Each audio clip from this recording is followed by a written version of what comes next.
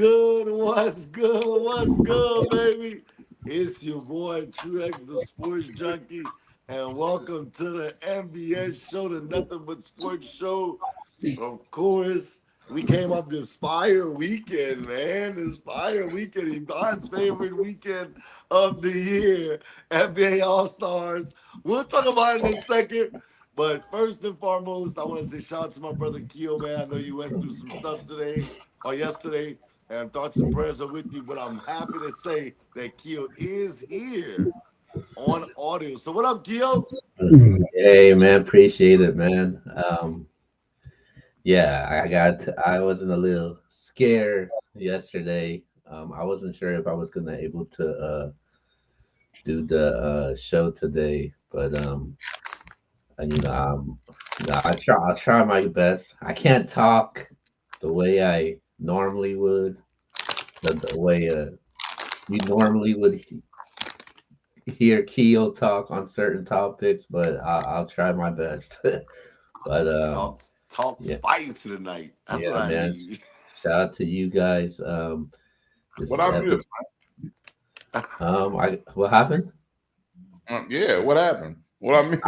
I'll text you right now. All I'll right. text you about it.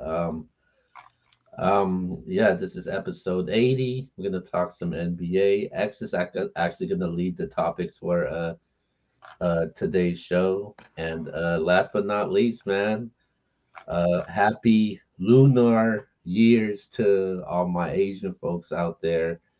Lunar year is basically Asia. It's an Asian New Year celebration. So if you guys got any Asian friends, make sure you tell them Happy Lunar Year.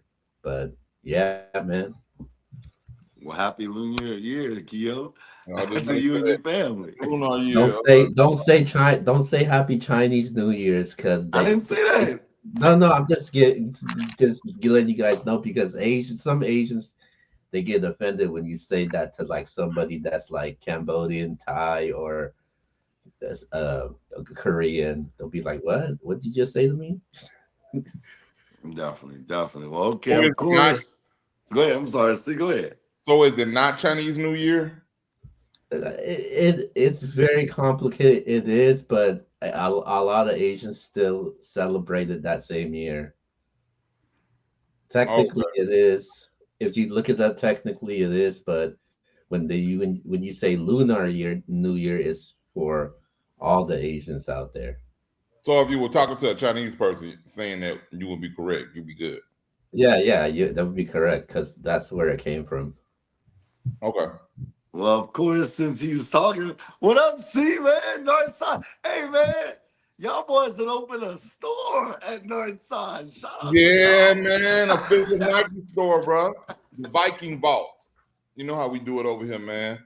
Ain't no side like the North Side. Know what I'm talking Oh, there we about? go. Here we go. Here we Yeah, go. man. But you know what it is, Mr. C, the trendsetter. Just over here living, man. Gas still high, groceries still high.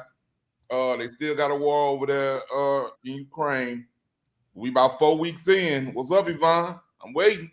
Well, that's why he's got 4 years, not 4 weeks.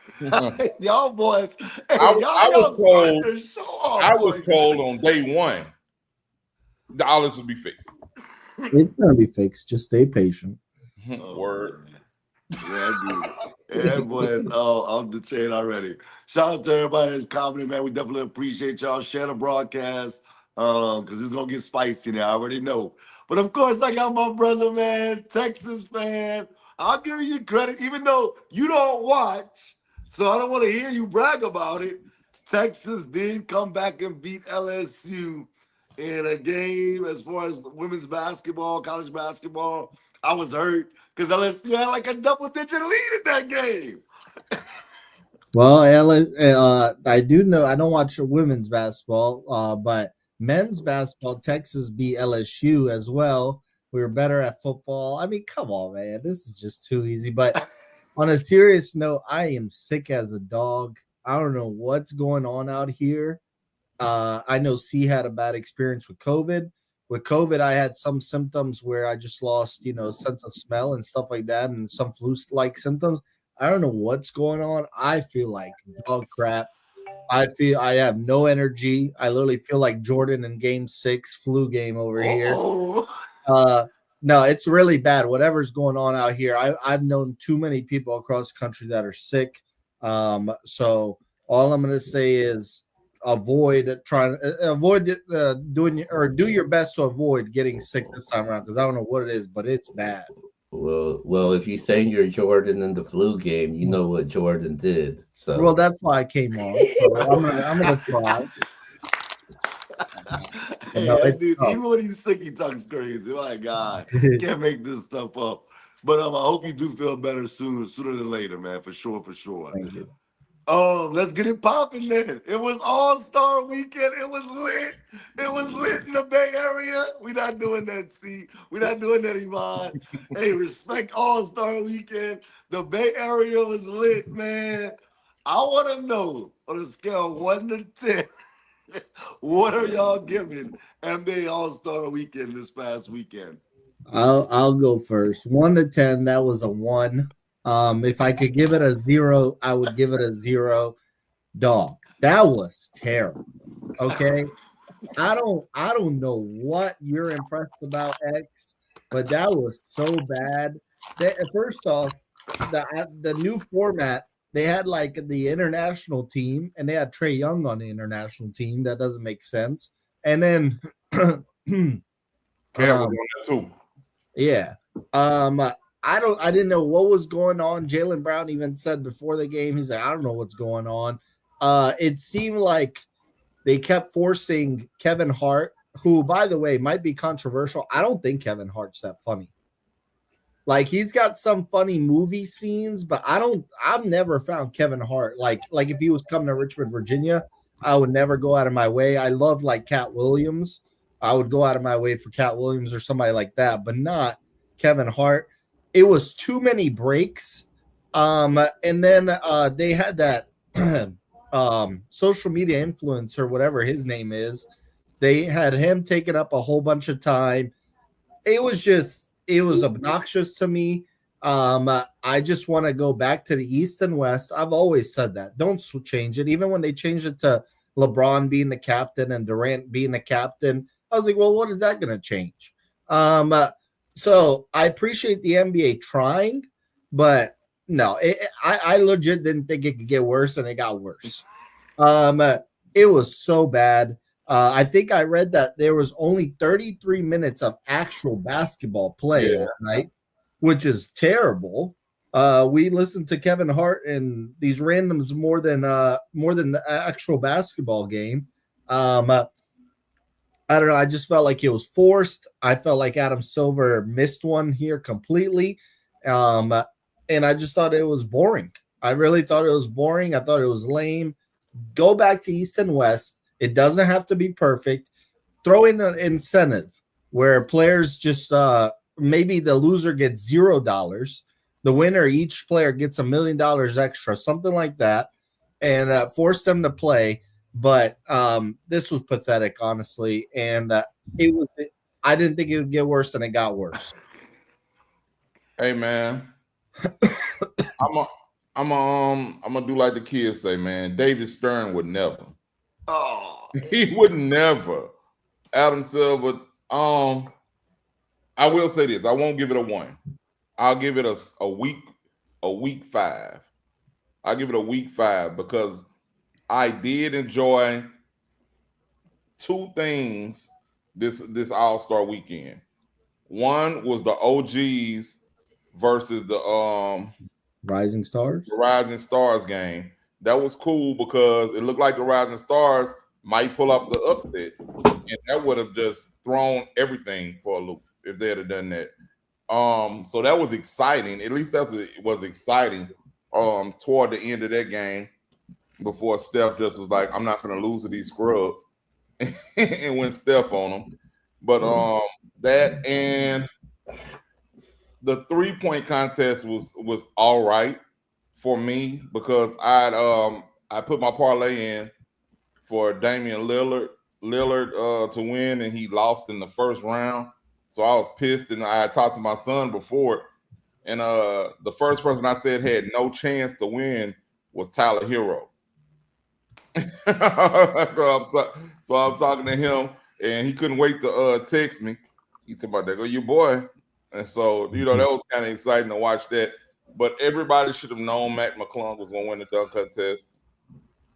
But I'm gonna call him out, man. This boy do the same damn dunk. He just have somebody else hold it. It's the same dunk, bro. Yeah, come Hey, on, hey, see? hey, you sit on his back and you hold it, and I'm gonna dunk it. Okay, well, you sit in this car and hold it, I'm gonna dunk it. You just stand right here and I'm gonna hold it and I'm gonna dunk it. And all of them are somebody holding the ball, dunking it, bro. I'm not taking it no more. He said he probably not coming back next year. The NBA is gonna make him come back next year. So he can shut up about that. But those are the two highlights of the weekend. Other than that, I do think that, like I said, I think that those 3 games were more competitive than the previous 7 years of the All-Star game, just because of the thing. Like I said, the OGs were not going to let those rising stars beat them, and the international team that was mixed up, they had Cat and Trae Young on there. I know they but they were missing people like Giannis. So you know what I'm saying? I think that championship game would have been a little bit different had LeBron and Giannis been playing. I think it might have been a little more exciting. So I'm not too mad at the format. The whole 33 minutes of basketball in a 3-hour program was terrible, though. That was ridiculous. And just to feed off what you said, Kevin Hart isn't as funny as he was when he first started out. His first 3 comedy specials, have you seen them? I think I've seen clips. Let Me Explain, A Grown Little Man, and I forgot what the other one is. Watch those. He is hilarious. But now he's not as funny, and he's almost annoying. You know what I'm saying? He's almost annoying now. I think people have gotten used to his comedy, so he it was getting on people. Like Shay was getting pissed off for real, if y'all didn't know. Shay just wanted him to shut up. So I think they'll cut that out next year if they do anything. But I mean, it was like they were trying to do anything to bring viewers to the thing. They had Jello performing to open it up, man, which was hilarious. Shout out to Jello, man. Let's go. Whoa. I said that boy made it to the All-Star weekend for his brothers did, bro. Wow. but Melo played in like the Rising Stars game a couple years ago, though, right? Yeah. But I mean, they did that. They had some Mr. Beast gave away $100,000. That was fun. That it wasn't fun. It was exciting once the dude hit it, but it took too long. That's why if Damian Lillard had went right up there and hit the first 3 and sent the dude home, or the dude had to hit one early, it would have been more entertaining. But they just were trying. It was like they had a meeting and they was like, hey, how about we do this? And he was like, yeah, we're gonna do that too. Well, what about this? Yeah, do that too. And that too. Yeah, and that too. Oh, and TNT the TNT guys from the league, let's honor them too. Yeah. Let's do all of that today. Let's do all of that during the game. And it was just crazy, bro. Like I said, I heard somebody say, man, they had a halftime performance at a game going to 40. That was crazy. Well said. Crazy. But like I said, I think it was a week 5, damn near 4, but nowhere close to a 10. If they go back to East West and make some incentives, I like what Box Office just said. I don't know if they'll do. They would have to do $1 million for each of them. Each of the winning team and the losing team get nothing, and you're obligated to play. Oh boy, you be obligated to play, and you're not gonna get nothing if you lose. Oh, that'll pick up the intensity. I guarantee it would. That would solve the whole problem. East versus West, $1 million for the winners, 0 for the losers. You just blew your weekend. Your weekend you supposed to head off, and you just had to come do this stuff. But okay, let me ask you a question, and I'm gonna let Kyo go after this. But what if, like, I'm just saying, hypothetically speaking, what if like Jokic or Jason Tatum or anyone who's actually these are the guys on their team? What if they would get hurt in this All Star game because they were playing so hard? Wouldn't you, as a Denver fan, or you as a Boston fan, or you as an OKC fan, wouldn't you be like, well, damn, like I don't care that much about the All Star game, but my guy to get hurt, I want him to win the NBA Finals. Yeah. Well, yeah, you're right. But I mean, That's for the NBA to figure out. Yeah. Yeah, and to answer to that, like the All Star game has been going on for years, as long as we've been watching basketball, and I never actually seen like a major injury happen in the But NBA I'm All no, I'm Star. saying it based on what they're saying as far as $1 million, they're gonna play hard for that for sure. And I just think that then somebody could get hurt. yeah. I mean, I'm just saying if you want to fix the competitiveness, like I said, either that or I heard somebody had another idea. They said that instead of the Rising Stars team, they have the All Snub team. So all the players that got The snubbed for an all-star spot, let them have a team and let them be in that little 14 tournament. So you would have had Trey Young and what's old guy for the Clippers? Norman Wow. Powell, No. Norman Powell, uh, Sabonis. Sabonis, all of them would have been on a team playing against playing in that tournament. That would have probably been dope. I think that would have the been dope. there's two things I would do though. Giannis, I think even Yvonne mentioned it. The NBA, the USA team versus the world. I think that would be cool. I think I would actually take a page from the WNBA. What they did last year was Team USA versus the actual NBA All Stars, the players that made it to Team USA against the NBA All Stars. I think that would be competitive for fans. Also for either one. But as far as this goes, man, I'm only being nice because I'm in the Bay Area. Otherwise, I would have gave it a lower score. I'm actually embarrassed actually living in the Bay Area for actually this product to actually take place.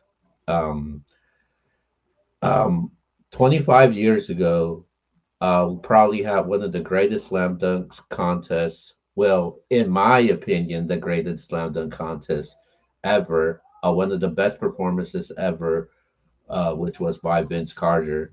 And also, Vince Carter was there, and they actually honored him for it, and for the product that they put out. Yeah, for that product to put out with the slam dunk contest, it was just bad, man. Like, and you could tell it from the reaction from certain players. Like you knew from the jump, Mac McClung was going to win this contest. You knew that. I when I saw each player's first dunk, I'm like, yeah, I know how this is gonna go. That was terrible. Stephon Castle, ex's boy that he's been high on. He showed out though, man. I like what I saw, but it was just he didn't wake the crowd up. And Mac, when the moment he came out, he woke the crowd out. The part I didn't like was like they announced the player and then they gave their dunk, and then once that player was done with the dunk, they announced a second player. I thought they should have announced them out all at the same time. 3-point contest. It was all right. I think 3-point contest. It's all. To me, I think it's always going to be better than the dunk contest. Yeah, I was lightweight rooting for Buddy Hield, man. I was like, come on, man. But and I was actually Too fast. surprised. I was surprised that Dame actually got knocked out in the first round. He was actual my actual pick. Um, but Tyler Hero pulled it off. But when it comes to this All Star game, man, Adam Silver, I guess if you want to call him a genius, because when I say the word genius, he couldn't find any other way to make the All Star game the most unwatchable game in All-Star history, man. While I was in the hospital, I did some research. So we had over 300 commercials on there. You had you had like at least 50 times that the you had like 50 times that the NBA broadcast team actually hated on the NBA.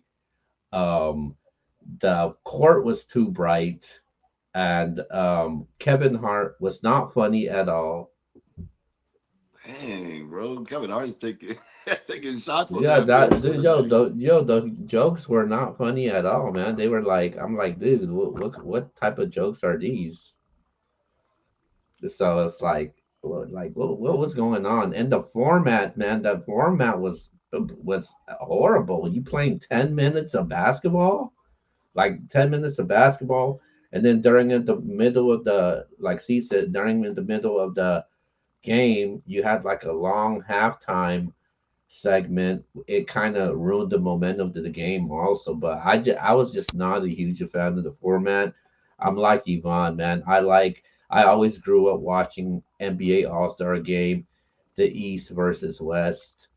I was always fine about the beginning of the game, where they try to, show off their skills, put some crazy dunks and alley oops, but this was not the case at all. I didn't feel that at all, man. I think it was really bad, and I think it was a bad format to begin with. And I'm wondering whose dumb idea was that to do a damn Steph Curry. format. Steph Curry.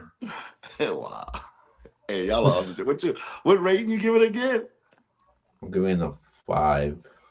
Okay, so we got a 1, a 5, but a low 5. He really wants to go 4, and then Kia wants to go 5. Okay, hey, but you said only because it was in the Bay Area, correct? Mm-hmm. Wow, y'all off the chain. But I agree. I give it a 5. I do. I do give it a 5. I don't think it's as bad as far as everything else. The games, I understand what y'all saying for sure. The 33 minutes, come on, man, got to be better than that. It can't be all those commercials as well. As far as I actually did pick Tyler Hero to win the 3-point contest. I should have posted it, but that's who I thought was gonna win it. I swear to God, I thought he was gonna win too. Um, as far as the weekend, we talked about it I think last week or the week before. I think the best thing to change in this, I know y'all want to go back to East versus West. That's what we grew up on for sure. Last time I think it was East versus West. I think they scored like almost 400 points in that game. I think it was around close to it. I think they should play a Yeah. one-on-one tournament. That's what I think, and I think the winner should win $5 million instead of giving everybody $1 million that plays in the All-Star game. Give $5 million to whoever wins the tournament.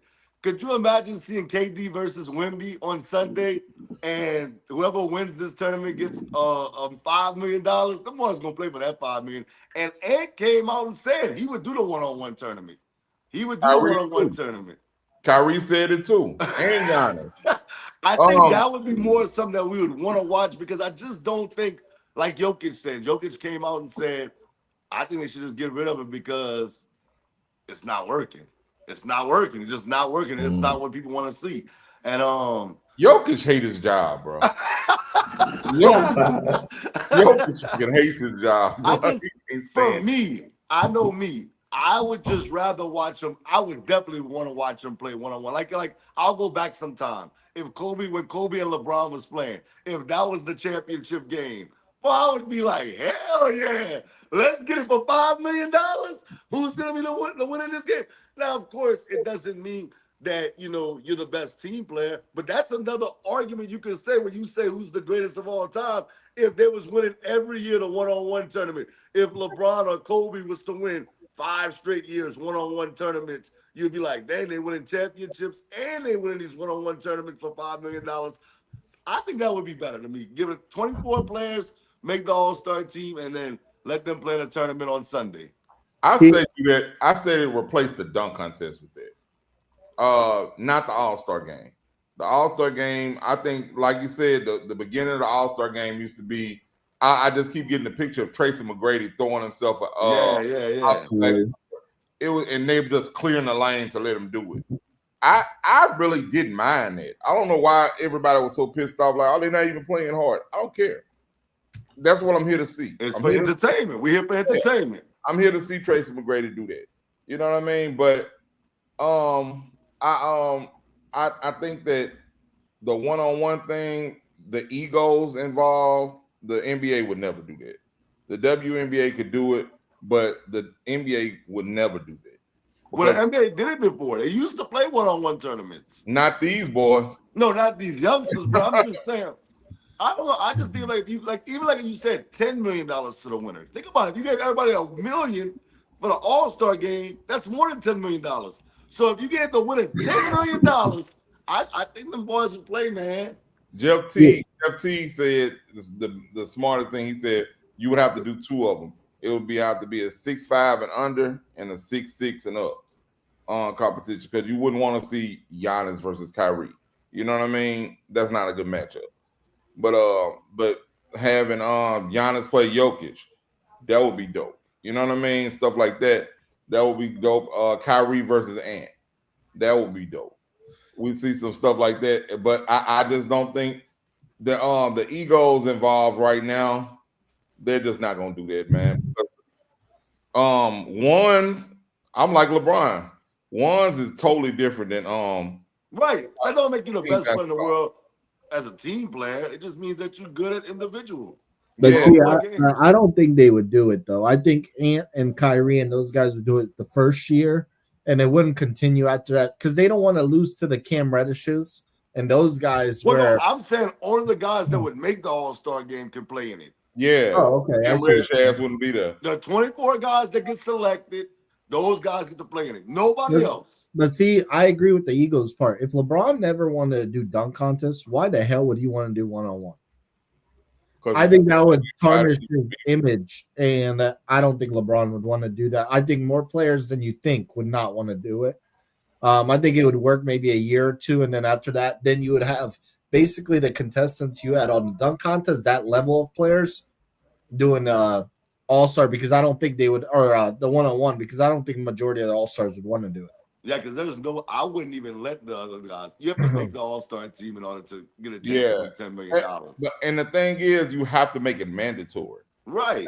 These things you won't have to make it mandatory. When you sign this $300 million deal, you signing up to play in this one-on-one All-Star thing. If you make the All-Star team, this is what you did. If the fans vote you in the All-Star game, you hooping. And how many players going to help they don't get, are going to hope they don't get voted in? Yeah, that could be a case. Some of them could, for sure. But you get, and I can see a bunch of them. I can also see a bunch of them lying that they're hurt. Yep. Not That's why I say a lot of this stuff. That's lame to me, though. That's lame. I ain't lying. That's lame. That's so lame. Yeah, I actually was disappointed in Bron, which we're about to talk about that in a second. Real quick, who do y'all think deserves the blame for the NBA All-Star being the weekend being the way it is right now? Who should we blame? Adam Silver. Look, like he shouldn't put Steph Curry in charge. That's not Steph Curry's job. That's your job. And I think sometimes when you overcomplicate things, it makes it worse. Keep it east-west, throw in incentives, make them play, and that's it. There's no need to make LeBron the captain, this guy the captain, and 4 teams here, and then I don't know. I just felt like it was too forced, and it comes down to Adam Silver, if you ask me. I believe the players. I think it's the players. If y'all would just hoop, we wouldn't be going through all this trying to figure out how to make it more entertaining. You know what would be entertaining? If y'all hooped. If we had the best 24 players in the world playing against each other for real, like it was designed to be, that I think that the players took this out of it, making it a glorified Globetrotter game, and people like I never would watch. Can't remember the last time I watched the entire All-Star game. Probably when I was like under 18. Wow. Yeah, like I got to a point I wouldn't watch it until the second half because I was like, they're not doing nothing but doing tricks right now. I don't care nothing about that. and and I'd watch Sports Center to see what I missed in the first half. But the players took the fun out of it for the fans. But I remember I forgot which NBA player said it. He said NBA is the only job you have to work on your weekend off. That's supposed to be your weekend off, and you have to go work. And I was like, yeah, I guess so. That's true or whatever. And it's because all of them use that All-Star break. I think they say your break, your vacation. You have to go work on your vacation. Um, and I was like, I guess that's true. That's supposed to be the All-Star break because all the people that didn't make the All-Star team, they chilling. And everybody else, the ones who made it as an honor, they working. And they not only do they have to play in the game, they have to do all this press and how all this stuff to make the NBA marketable for people to come down to All-Star weekend. So they're not able to rest at all. They're still like a regular season. It's more intense than a regular season game on weekend for them. Okay, what you think, Gil? Who's to blame? I think it's the players, and I think it's Adam Silver. I think Adam Silver, he does a lot of great things for the NBA. I think he definitely cares about the league, um, and he just makes some dumb things, a lot of dumb things, especially that damn play in the in season tournament. Nobody gives a rat's ass about that. Um, I forgot who the hell the damn champions were in the in season tournament. Um, and it's just Who is? It was, I think, exactly as Milwaukee. look at that. As much as sports sees, no, he don't even know. I think Um, it's Milwaukee, but yeah, Oh it's my around God. it's Yo, just man. it's just It's who? Milwaukee. I think. Milwaukee won it. Yeah, because remember, what's Darvin Ham? They kept saying he's undefeated in No, the hell uh did. You're right. They did win. That sucks, boy. yeah, and I think it's I think they just should stick it back to the original format. One day, one of these years, man, I wanna because I was able to look at our videos each year when we cover recap the All Star. We say the same thing every year. It's trash. Get rid of it. Why are they doing this? Last year, I think they scored almost combined 400 points. We said the same exact thing also. This year was even worse this year. And it's just basically the same thing. And the more they change it, I think the more people's gonna lose interest in it. And I just think they should stick back to the original format. Damian Lillard did say that, the players were a little bit more competitive, but it wasn't that much though, man. And it's like you have the rising stars players in there. The All Star is all about the players that who bust their ass going in the middle of the season and get honored for it. And guys like Wemby, guys like SGA, guys like Jason Tatum, they bust their ass to earn their spot in it. And you look at these guys, they don't do that. Imagine if the NFL did that. People would be totally upset. And it's so sad when we talk about the NBA, when the NBA get upstaged by another professional sport. And I'm talking about the NHL. The NHL had their USA versus Canada going on, and that actually did more numbers than All Star Weekend, and that's kind of sad. When the NHL upstages the NBA, you'll never that'll never happen. But guess what? It did just happen. It happened this past weekend, and I just people just like that product more from what the NBA had to offer. So I do blame it on the players and on Adam Silver. Okay, let I me don't say dis. Go let ahead, me say Forrest. this too real quick. I think a lot of this is the press's fault. Is also because not many people were. You don't know. You almost don't know something is so bad until you keep hearing how bad it is. Then you're like, you know what, this does suck. And then people start complaining, and then people start trying to fix stuff. It's almost like nothing's wrong until you point it out, and once somebody points it out, you see it all the time, right? That's what you see. You know what I mean? So I'm like, I think that the press has played a big part in ruining this game more and more for us. So I like to put them on notice as well. The press shows like this one. Hey, you took the words out of my mouth because that's what I was about to blame. Yeah, and I think that that's one of those things that it's like it's the new media, new age of media. Everybody has a voice. Everybody has a voice. All you have to do is pick up your phone, and with so many people picking up their phone and you can see it, now you hear so many people dominating the conversation that make their opinions known, that you have people like Adam Silver scrambling trying to fix it because 500 people out of 5 million didn't like what was going on. You know, I'll say this. I agree with all y'all to a certain extent. You know, of course, the players deserve some blame. Adam Silver deserves some blame. But I like you see, I think the fans and the media definitely deserve blame in this. I don't know. I told you this last year when we talked about this year before. I never grew up. I grew up watching the Pro Bowls. I grew up watching NBA All-Stars. And I never thought to myself, it mattered who won the game. Never. When I grew up, I never cared who won the game. I just wanted to see the best players out there with shoes they were rocking, with NBA All-Star, with cool shoes they were going to watch it, rocking with dunk. I would see that would be different. Who would throw it up to who? You get to see Jordan play with Shaq. That was cool to me. That was always cool to me.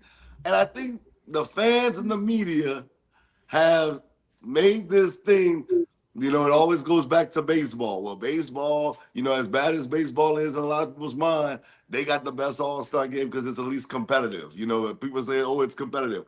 But the Pro Bowl is just as bad as NBA All-Star Weekend, if you want to say, as far as from a competitive standpoint. So I blame the fans because I think that they want it to be more than what it is. It's there for entertainment. And it's there to have a good time, like you said. See, those boys are off, really. They're there partying every night. They're going out. They're in the clubs. They're hanging out with their friends. Their friends are in the city wherever the All-Star Weekend's at. And them boys not taking the NBA All-Star game serious. Them boys just there to have a good time. And I always did take it for what it's worth. I'm not disagreeing with us. Of course, we want competitive games, but I'm not going to blame them 100%, say it's all the players. Adam Silver takes some blame, and the fans and the media have to take some blame as well. Well, here's my thing. I want to give myself a pat on the back because one thing I'm really good at is realizing what I should take serious in sports and what I shouldn't. And I said, literally, I was like, that regular season tournament is a bunch of garbage.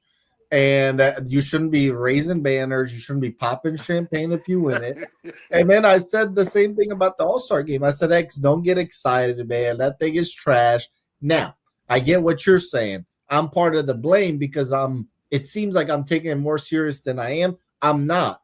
I think the issue is it's the ratings are going down. Right. So then the NBA is panicking, and they're like, oh, I think we need to fix this. Me and you that actually watch the Pro Bowl, All-Star game, everything, we don't care. We're going to watch regardless. Right. But I think that they're trying to cater to the casual fans that aren't tuning in, and then the media jumps on it. Well, nobody's putting in effort. So yeah, I think it just depends who it comes from. Right.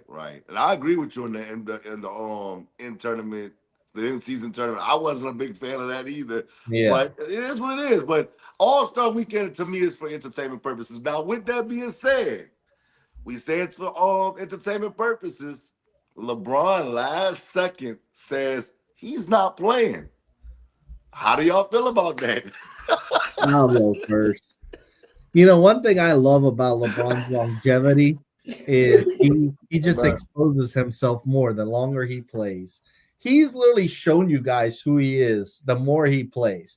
He's out here lying to y'all. He's out here reading always the first page of each book, and then when they asked him, he's like, "Oh, well, I don't know what happened."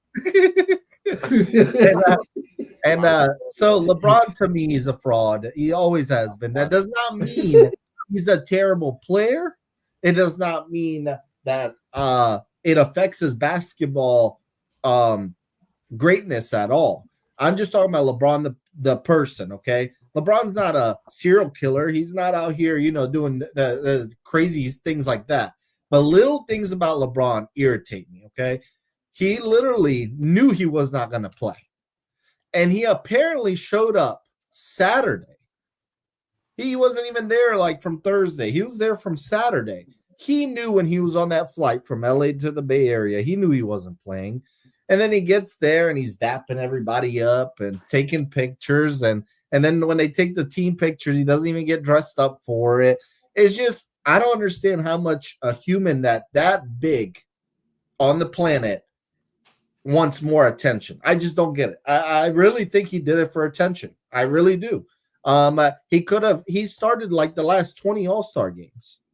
If you know you're not going to play, sit your ass home. Let Norman Powell play. Let Sabonis play. They also live in California. It's an hour flight. You also, when you get on a flight, your legs, if you're having ankle issues or whatever, they're going to swell up even more because you're on a flight. His ass knew he was not playing. So this is just typical LeBron behavior that I'm not letting him slide by. He needs to stop doing this. You're the best player of this generation, a top 5 player all time. You trust me, you've got enough attention. You don't need any more. LeBron should have just sat his ass home and rested up for the Lakers. And that's it. He knew he wasn't going to play. And I just don't understand why it was so big for him to be there when it doesn't take off the All-Star title off his achievements. You're still an All-Star whether you play. Giannis knew he wasn't going to play. He told Adam Silver. They replaced him with Trae Young. He was still there chilling, and he's still an All-Star in everybody's eyes and on his accolades. So LeBron, man, he continues showing us who he is, and some people want to point it out, and some people want to ignore it. I'm not ignoring it. And also, it's not like he tore his ACL. He had a little ankle injury. So if you're gonna show up, play then. If you're gonna show up, Kobe would have played. I'm for damn sure. And if Kobe didn't want to play, Kobe would have just said, no, let whoever else up. Let Paul Gasol in. So I don't know. This is LeBron just craving attention, and that's what I love about his longevity. He continues exposing himself the more time goes. Interesting that you would bring Kobe Bryant up. Oh, here we go, Kia. Let's sit back, get our popcorn already. What if I was to show you a picture of Kobe Bryant in a suit with the All-Stars at an All-Star game? Well, no big deal. As long as Kobe didn't tell him 12 hours before the game and let them actually replace him with somebody. That's my issue with LeBron here. Okay, so if he didn't give up his spot, is your problem? Yeah, I mean, I just thought it was unnecessary for no reason. Let Sabonis, let Norman Powell enjoy their first All-Star appearance. I think it would be the first for Sabonis as well. My problem with it, I did have a problem with LeBron pulling that at the last minute. I didn't like that, and my only problem was because somebody else could have had that spot. Right. But at the same time, say somebody else had that spot, and LeBron's like, shit, my ankle hurt. If I get on a plane, it's going to swell up. I ain't going. How many people would be pissed off that LeBron didn't even show up to the All-Star weekend? LeBron didn't have that. LeBron didn't have that privilege not to show up. He is still the face of the NBA, so he still has to show up at All-Star weekend, whether he's playing or not. Maybe he was going to try to play, and then he just at the last minute was like, man, I'm not hooping, bro. I'm not buying that. No, hell no. I'm not buying that at all. Oh, well, I mean, I don't know, man. LeBron, you claim he loves attention, right? He does. Why wouldn't he do that? Why wouldn't he play? Even though, I got a hurt ankle, but I just had to come out here. Unless he was like, I was going to try to do it, but no, I ain't going to do that, man, because I'm going to mess up my ankle for my real team and the real games that really count. But I will show up and do all the picture ops, all the photo ops, and all the other all-star obligations that they have as an all-star because he's a professional. So I had a problem with him doing it, with him announcing it. What was it, a couple of hours before? Yeah. I think he could have announced it earlier. If he was having an ankle issue anyway, I think he should have. I think he should have just initially just told him that, like, I'm gonna err on the side of caution, and my doctors advised me not to play, so I'm not gonna play. However, I will show up and do all the other all-star things because I know it'll be a problem if I don't come at him. So I'll be there. But the fact that they had his stuff out as if he was gonna play, like a couple of hours before that, Kevin Hart was in the locker room putting on LeBron's shoes, shooting a skit. So like his stuff was there. Then like shortly after that, he announces that he won't be playing that night. So I was like, yeah, man, he could have done better than that. But I hate when people like Yvonne bring up Kobe. Like Kobe would never. Kobe has done. Kobe, everything that everybody blames. Oh man, Kobe would have never did that. Kobe's done it. and Kobe was not this robot that everybody thinks he was, bro. That everybody portrays him to be. I know he did and all that, and he was an awesome player, and he was very, very focused, but he wasn't a robot. He was a human. He did the same thing other humans do. You're right. Kobe would never. Kobe did. There's games where I see Kobe. He's putting ice all over his legs, his shoulders, his arms. I'm like, damn, ankle injury. I mean, if he did have a major injury, I don't think he should have played. It's just the same thing like Anthony Edwards, who actually didn't play. I mean, as long as LeBron's been in the All-Star game and as long as he's been in the NBA, I think he should have informed somebody, informed the league. I don't know if he was able to do it in time, but I think he should have done that because somebody else could have got the reps.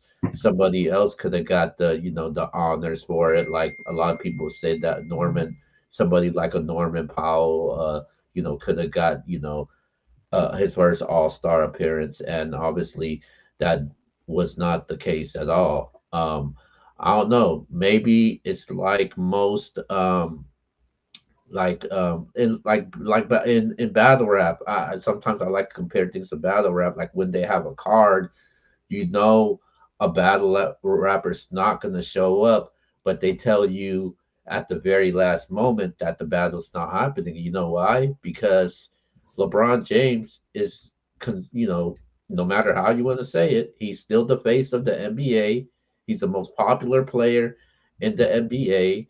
So people are looking forward to it. The NBA is advertising it that somebody that he's going to be there. Imagine if they announce it, say, "Hey, LeBron's not going to be there." There might be some empty seats. Some people might want to go and watch LeBron. And it's basically I probably would do the same thing, to be honest with you. If it was me, if that was the case, if we're advertising a show, I'm not telling the general public whether you guys are not going to be on the show. I'm gonna say it right when the show begins. Exactly. Hell yeah! I'm trying to. People are looking forward to all four of us. Well, according to Yvonne, everybody looks forward to seeing him every week. But I think when all of Eyes us are, ratings on your days off. but I think when I think all of us are on the show, it makes the show pop. If it makes the show click more, when somebody is missing, it kind of there's an empty spot there, and it's just different. And I think that could also been the reason also, but I'm not sure how true it is. But if that was the case at all, I think it was very selfish what he did, and I think he should have let the league know, and somebody else could have got the notices of it, because I think during the commentary during All Star Weekend, Draymond Green was up there, and I forgot who else was up there with him. When they were talking about it, they announced that LeBron was going to make it, and they were all shocked. They was like, "Yo, we should have known this ahead of time." So, yeah, man. I'm not shocked. Yeah, I do think it was unprofessional by LeBron. Just because like we all working men, at the end of the day, like if we know we're not gonna come on the show, Keo is always like, just tell me ahead of time, tell us ahead of time that when you're not gonna come on the show, we can probably try to get somebody else on to replace you to come on the show. Or even at your real job, seeing how we're both educators, they have to find somebody to put in your place whenever you're not there. Same thing probably happens for you guys. At the end of the day, what LeBron did, I didn't like it because to me, you took a spot away from somebody that, this could have been a moment for them to grow their brand. You have your brand, and I'm not knocking it. Look, Sabonis, he's a good player, but if you're not like us, guys that really watch it, you don't really know who Sabonis is. You really don't. And Norman Powell, for sure, you don't know who he is if you don't watch basketball. If you ask the casual fan, who does Norman Powell play for? I guarantee you they don't know who he plays for. So I just didn't like that what Bron did. I will say this though. If Bron would have played, I did like his shoes. He had some Captain Planet shoes. I thought that was fire. I grew up watching Captain Planet. That was super fire. But he didn't wear them because he didn't play. Bro, I hated Captain Planet. Really? It looked weird. It looked weird. I would try to watch it, bro, because I liked cartoons at the time, and I was like, and I wasn't a cartoon person. Like, I grew up watching sports only, but I did like Captain Planet. I did like Scooby-Doo. That was the two cartoons I watched growing up. And Ninja Turtles. I forgot Ninja Turtles. Captain Planet would come on right before WCW wrestling. Yeah. So I would catch the end of that trash. I'd be like, oh my God, come on, man. Where Ric Flair? Right. Well, C said something, and Keo said it. They said LeBron is the face of the NBA. There's a guy that says he does not want to be the face of the NBA. Wait, X, before you introduce this topic, I got one thing to say. Go ahead. In 2010, Kobe Bryant missed the All-Star game. Anybody want to guess why? Because he was injured? What kind of injury? Ankle injury. Ankle injury. When did Kobe tell him? I'm just saying. I mean, you talking about how Kobe had all this ice and everything, but how severe was that ankle injury? It was severe enough for him to miss the All-Star game. When did he tell him though? That's my issue with LeBron. It's not that he's hurt. You can't control that, bruh. No matter what it was, if he'd have told him at the beginning of the season he wasn't gonna play in the All-Star game, you'd have had a problem with that, bro. No. You don't like LeBron. In fact, I don't want to see him. It was even better for me. Oh my You know God. what? I'm changing my rating from 1 to a 2 just because LeBron didn't play. Oh my God. Right, come Go on. ahead, X. All right, so y'all said LeBron's the face of the NBA, and we actually did a topic of, I think, last year sometime about who's going to be the face of the NBA. And there's a guy that some of us mentioned that we said he might be the face, and he came out and said he does not want to be the face, and that is Anthony Edwards. What are y'all thoughts on that? Let me start. Go ahead. He's not going to be the face. Simply because Ant Edwards is good, he's not good enough to be the face of the NBA, though. Look, just by, for example, what they got to the second round of playoffs last year. No, conference finals. No, they got to the conference finals. Yeah. All right. Anybody got them going to the conference finals this year? Yeah, but that doesn't mean he's going to stay on the same level forever. He can get better than this. No, I'm saying as of right now, where he is, he's not good enough to be the face of the NBA. That he's not good enough. He loses Cat, and those guys look. I ain't gonna say they look terrible, but they don't look good. His team doesn't look good. He's not good enough to be the face of the NBA. Meaning he's good enough to be dunking everywhere, but he's not good enough to be the face of the NBA. Like I said, for instance, we got LeBron, who's been the face of the NBA since for sure since Kobe retired. Probably 2-3 years before Kobe retired. LeBron has been the face of the NBA. And early on in his career, he was the only person playing in Cleveland. He took a terrible team to the NBA Finals. And can get these boys to a top three standing in the West. Well, wait a minute. See, I'm looking at our predictions right now, and you actually have the Timberwolves going to the NBA Finals against the Celtics. So Yeah. you, And I so I saw how they look with him and without Kenny.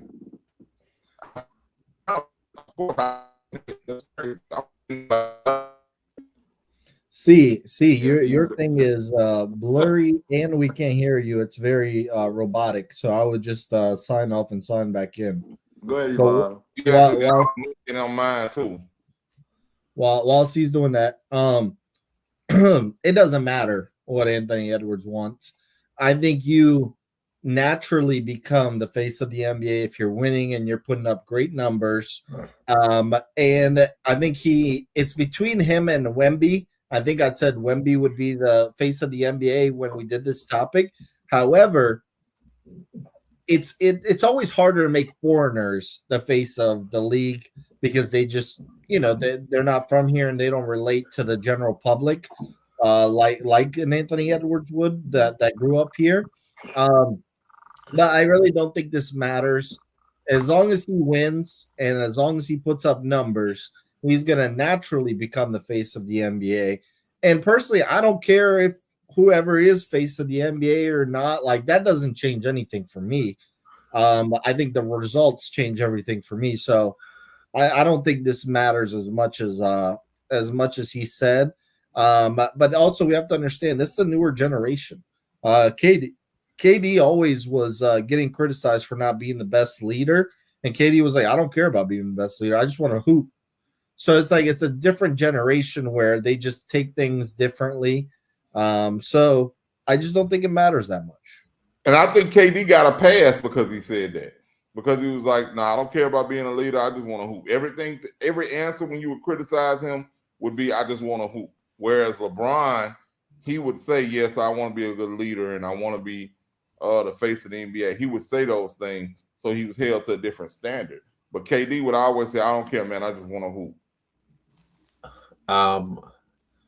Last year in the postseason, I was very critical on Anthony Edwards last year. And I felt like, obviously, he lost. We see how he is now with no Carl Anthony Towns.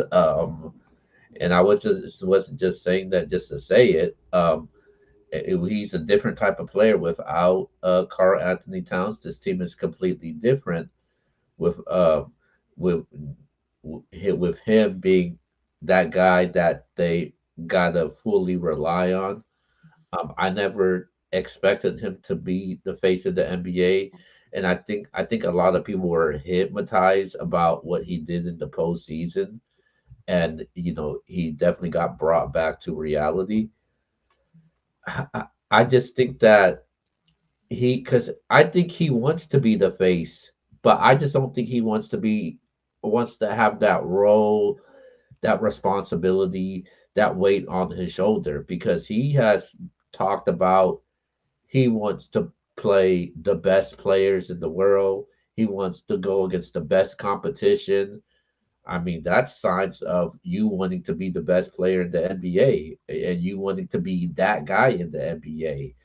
And who doesn't want the fame the recognition, the adulations that we give these players. Obviously, the money comes into it also, which is a factor. Also, you get certain perks and privileges when you're like a face of a certain sport, and I feel like he should take that role. And I think he wants it, but I just don't. I think he's scared. I think he's scared of it right now. I don't think that I don't think he's confident enough that he could be that guy in Minnesota. I don't think Anthony Edwards feels like he could be that guy to take Minnesota to the next level. I think Anthony Edwards, he needs somebody. He needs a counterpart around him, and he got still some good pieces around him, but I think he needs like a star, an all star, to for him to succeed.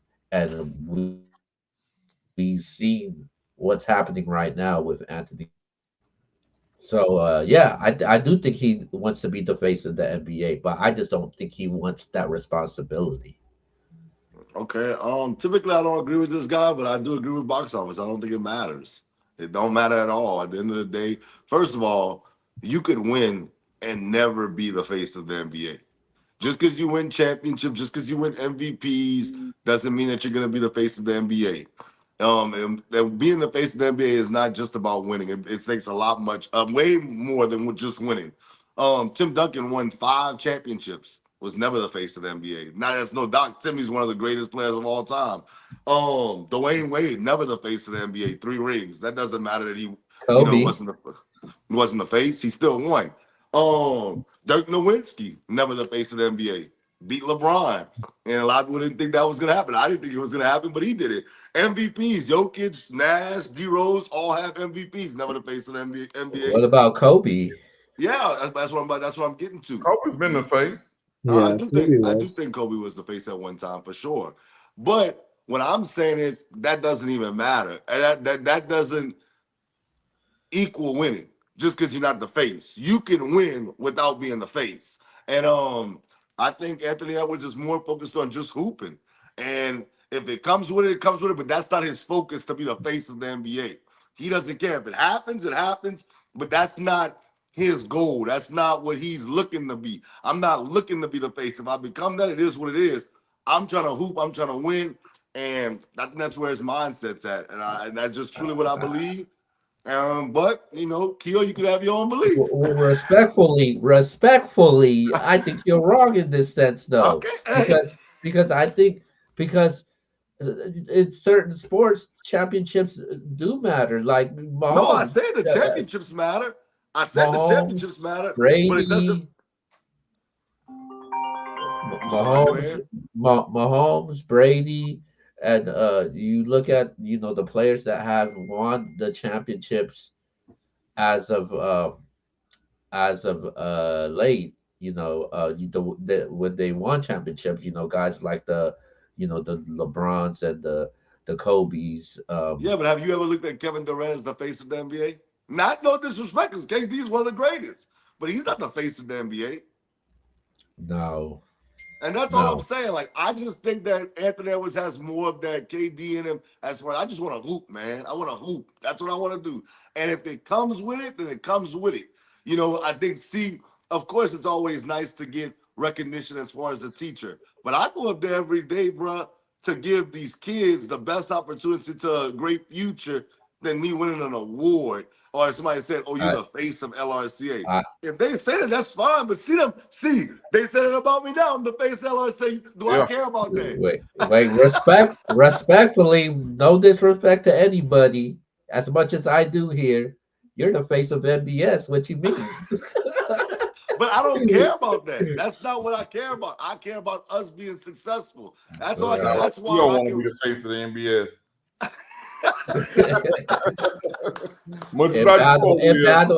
In battle rap world, I am. He is for sure. I'll just be the Tim Duncan, the SmackDown LeBron, win more than LeBron. But if you look at certain like players, like you could tell that they're their face of their like their sport No, or I one agree of the with you, but I like don't you think look at everybody cares about that. like in soccer you see there was at the times that it was Ronaldo, it was Messi. In boxing we see Floyd, he's won his titles. It was Floyd during at that one time. Like in football you had the Brady era, now you had the Mahomes era. Same thing with the NBA with the guys I mentioned earlier. In baseball it's kind of different. There's not I don't see nobody really dominating and winning chips like that right now. But do you have to win to be the face? Do you think? I'm just What asking. what is the face? What do you consider the face Yeah, of? I want to know that too, Kia. I want to know that. I know what Uh, I consider it. I know what I but do too, but I want to hear what Kia thinks. okay, when I think of the face of something, when I with the fir- when I the first thing I think of when I think of like if I talk to somebody like a casual fan, the first thing I think of when I talk to like a sports fan, when it comes to like the like college football, when it comes to coaches, you're gonna remember one guy. He's no longer there. It's Nick Saban. You're gonna remember Nick Saban. You're not gonna mention anybody else. When I think of college football, I think the success of Alabama, and I think of Nick Saban during that time when they were winning. And that same thing when I think of like with LeBron and Kobe during time the NBA. When I think of football, maybe for you guys it would be different. When it comes to a player, I think of Patrick Mahomes. Obviously, for you guys probably think of the Colts, the New Orleans Saints, because that's your team, and that's No, Patrick Mahomes is the face, bro. no, no, but that's your team though. You've been following them for No, I years, know, so but I'm saying I agree with you. I think the cat like when you're talking to casuals, who's the one guy that they're gonna know? They're gonna know one guy. They're gonna know. You know who LeBron the James guy, the is. guy, the guy that sells out like Yvonne, the guys that's box office, that's guys that must see that you gotta watch regardless of what. You gotta watch no matter who no matter who he's playing. You gotta watch that guy. Like to be honest with you, and when it comes to your New Orleans Saints, I think the face of the New Orleans Saints right now is Alvin Kamara. Because when I watch a New Orleans Saints football, I'm looking what AK could do, man. I'm not looking for anybody else, respectfully. I mean, obviously, I there's no joke. I would like to see what Derek Carr does if he could have a good game for once. But Alvin Kamara, at the end of the day, when it comes to Literally the New always Orleans has a good Saints, game. yeah, he's an exciting player to watch, man. So, but that's what I think of when I think of the face, though. All right, let me give you my definition of the face. The face is it's the face of the league is based off casuals. To be honest with you, and it started making me think about. I don't think the NFL really has a face of the NFL because I don't think if What? Patrick Mahomes came to. I think if Patrick Mahomes came to my door and rung our ring doorbell and my wife answered her, and she say, I think it's somebody out there delivering a package. She would never say that that's Patrick Mahomes. Really? And I think that that's a lot of people. Wow. But I think that has a lot to do with the fact that they wear helmets too.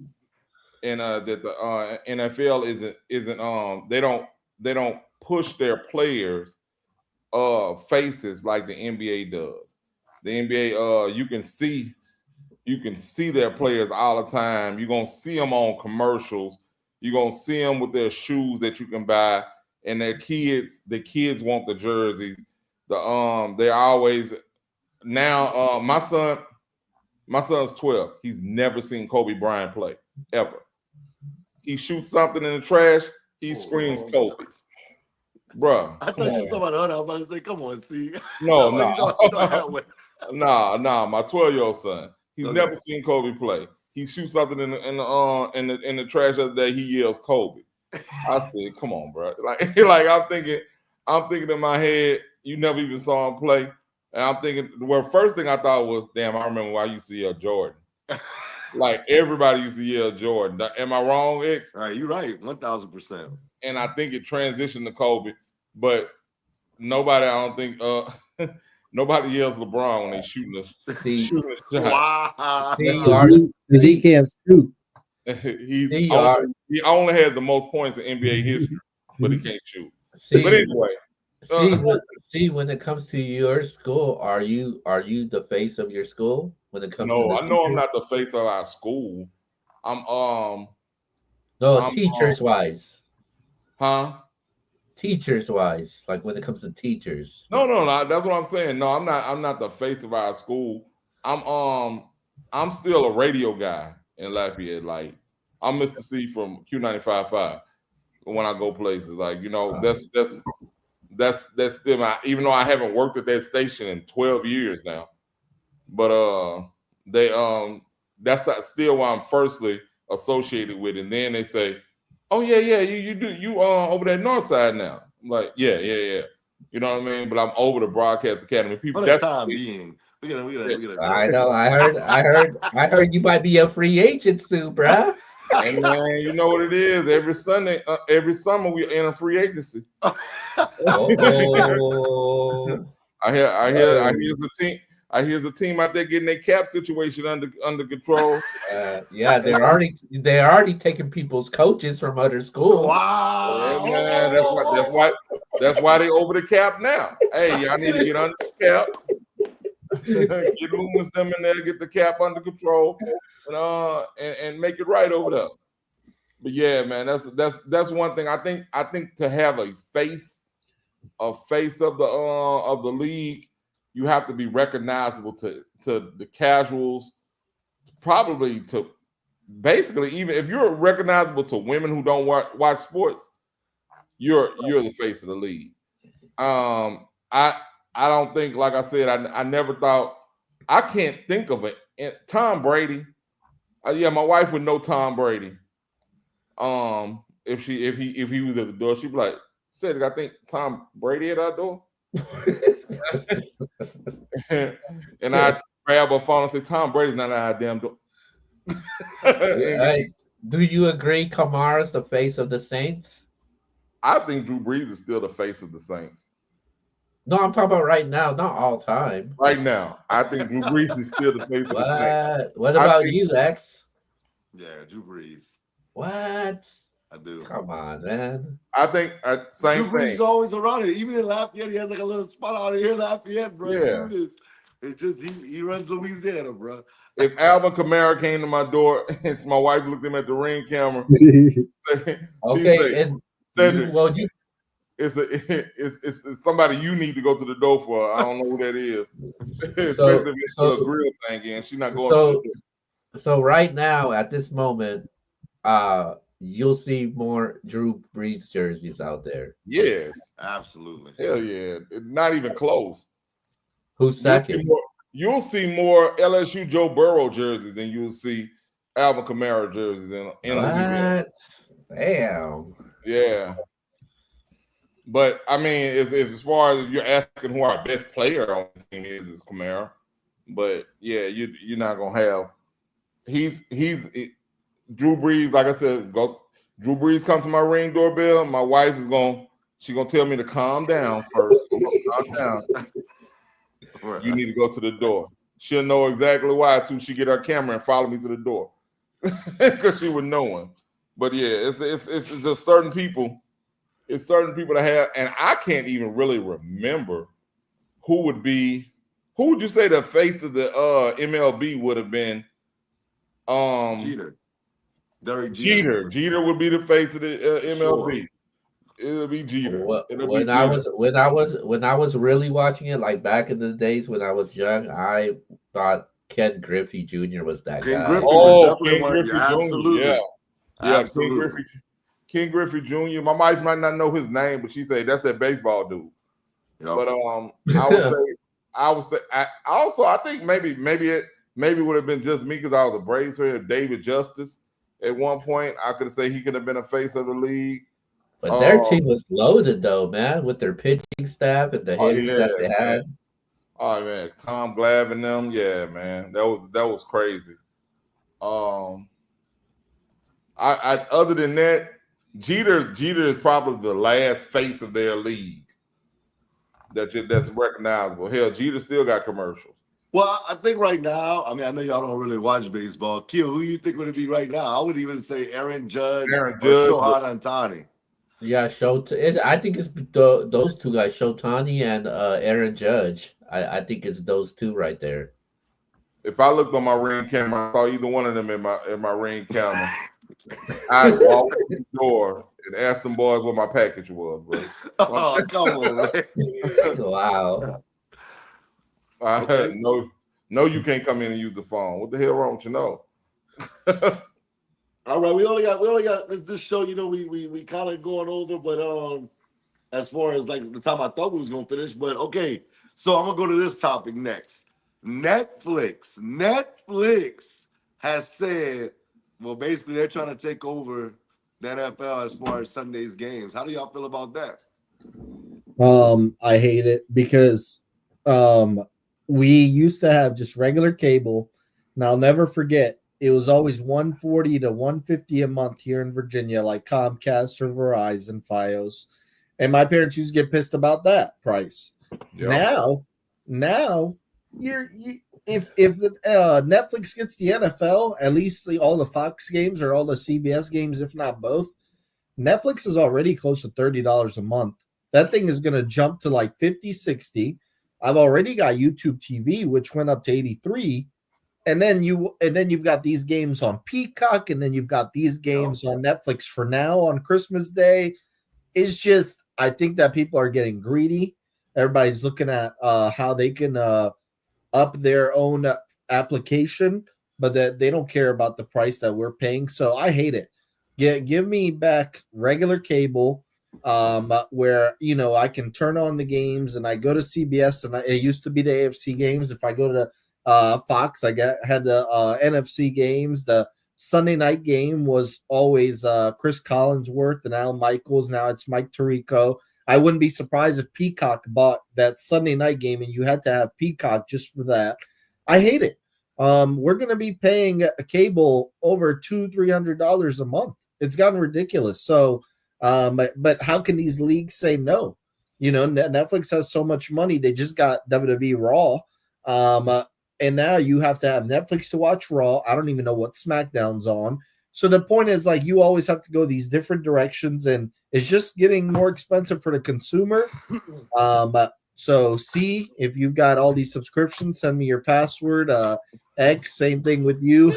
But seriously, though, it's gotten ridiculous, and these leagues can't say no because Netflix and other companies like Peacock, Apple, there was talks about Apple getting all these NFL games.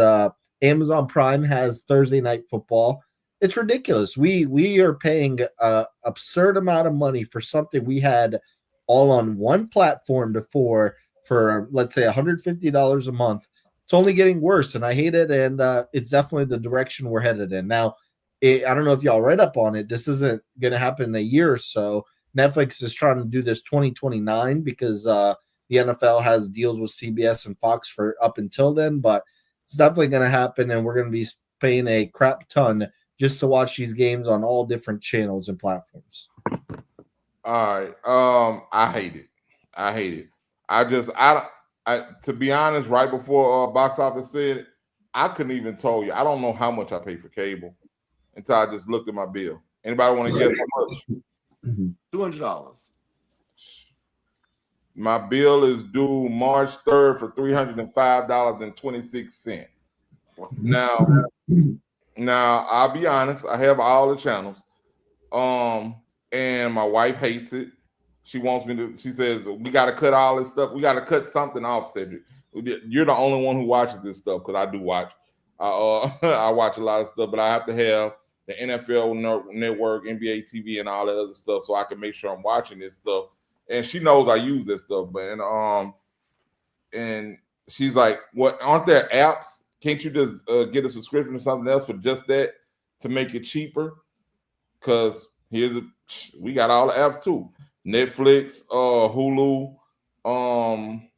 Prime, all of that Peacock. stuff. Peacock, we got all of that stuff too. So on top of this damn $305, we got about another $100-something in apps already.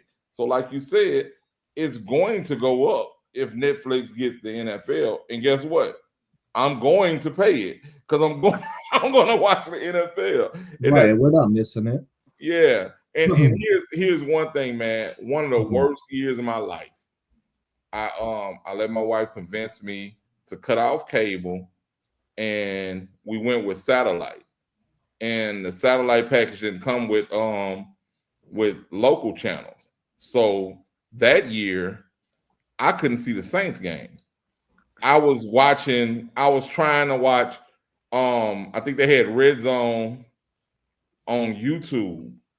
So I will be trying to catch it on YouTube or catch a Saints game on YouTube.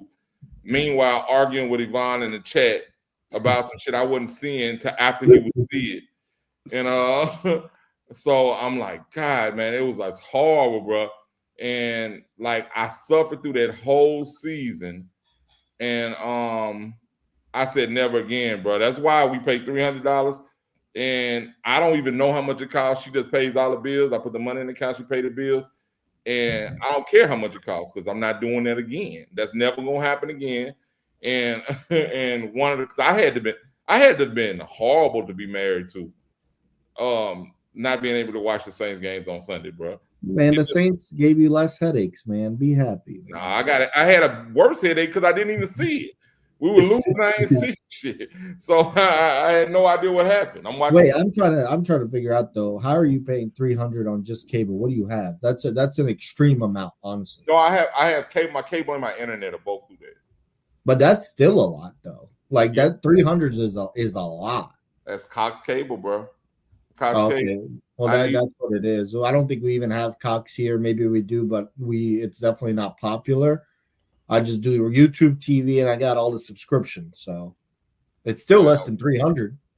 Yeah, but that my thing is the local games. The local games, you don't get any like it's not like you have an antenna on your TV or anything like that anymore, and you can still get the I mean, I got YouTube TV, and the local games here are always the Washington Commanders or the Cowboys, and you get regular Fox and CBS, and they always give you those local games. Now, I don't watch NFL Sunday like that.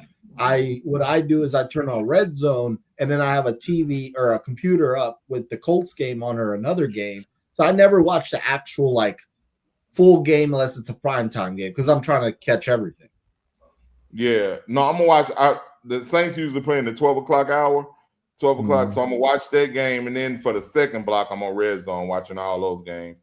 And I catch up. I keep up on my phone with the other games during the Saints games because of fantasy, and then I go from there. But my advice is look into YouTube TV. It's $83 a month, and I'm sure whatever internet subscription you get, it's still not going to equal out to $300 a month. That's absurd.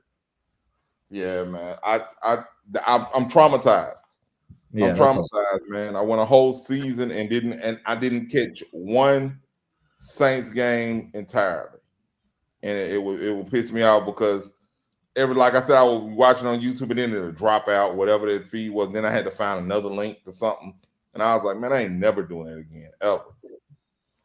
And local things, like I like to watch the local news. Like I said, the local channels are important to me. And the YouTube TV should have that though. They have the local channels? Yeah, I'm telling you, it's always Fox and CBS for the local games. They have NBC with the Richmond, Virginia news and CBS with the Richmond, Virginia news. I'll look into that. Yeah, I might do that, man. She might get her wish because I get fussed at it. And before y'all go, Keo and X, I want to add this. Speaking of YouTube TV, they pissed me off the other day. They are so close to losing their subscription with Paramount, which is obviously what? It's the whole March Madness package. Mm-hmm. So it's CBS, True TV, TNT, which is what March Madness has always been my whole life. And now they got a short-term deal with YouTube TV just for March Madness. I won't be surprised if they lose it after March Madness, but it's BS. and Paramount knows that you're gonna pay because you want to watch March Madness separately, so they don't want to get a deal done with YouTube TV. So even YouTube TV's pissing me off. It's ridiculous. But go ahead. Paramount's another subscription I'm paying for. I think as far as a business move, I think it's good for Netflix. I think it's good for Netflix because if I'm part of Netflix, if I work for Netflix, I'm like, yo, we about to get the NFL because we already got the WWE with Monday Night Raw, and it was a huge number that they did the deal with. But for me as a fan, that's too many subscriptions, man. I just wanted on TV, I mean, from what I know, it's only the afternoon games. They're about to try to get it from Fox or CBS. I don't know what the thing is Fox gonna give that to them, or is CBS gonna give that to them? If it's enough money, they will. I mean, I'm CBS. old enough to remember the NFC games being on CBS, and Fox came through and bought them. And I don't. It was weird that first year or so to me. And I don't know if y'all noticed, those are intertwined now. Like I watch Fox and it's AFC game, and then I watch CBS, then it's an NFC game. Now it's intertwined, and I didn't look up what the actual details are, but it's not your typical AFC, CBS, NFC. Fox. I don't think CBS is gonna give up those afternoon NFL games because they already made one mistake already with college football, giving the SEC to ESPN, and you see how that played out right now because the SEC had majority of the top games, the primetime games now, because I was so used to CBS and SEC, those SEC games. Now you don't get that, and I think the CBS they're actually regretting that right now at this moment, and I don't think they're gonna make that mistake right now. As far as Fox goes, I'm not sure if Fox is gonna give up on that because they Fox has always been good. I think it was they got Tom Brady calling the games also. They just called the Super Bowl. I just don't see that.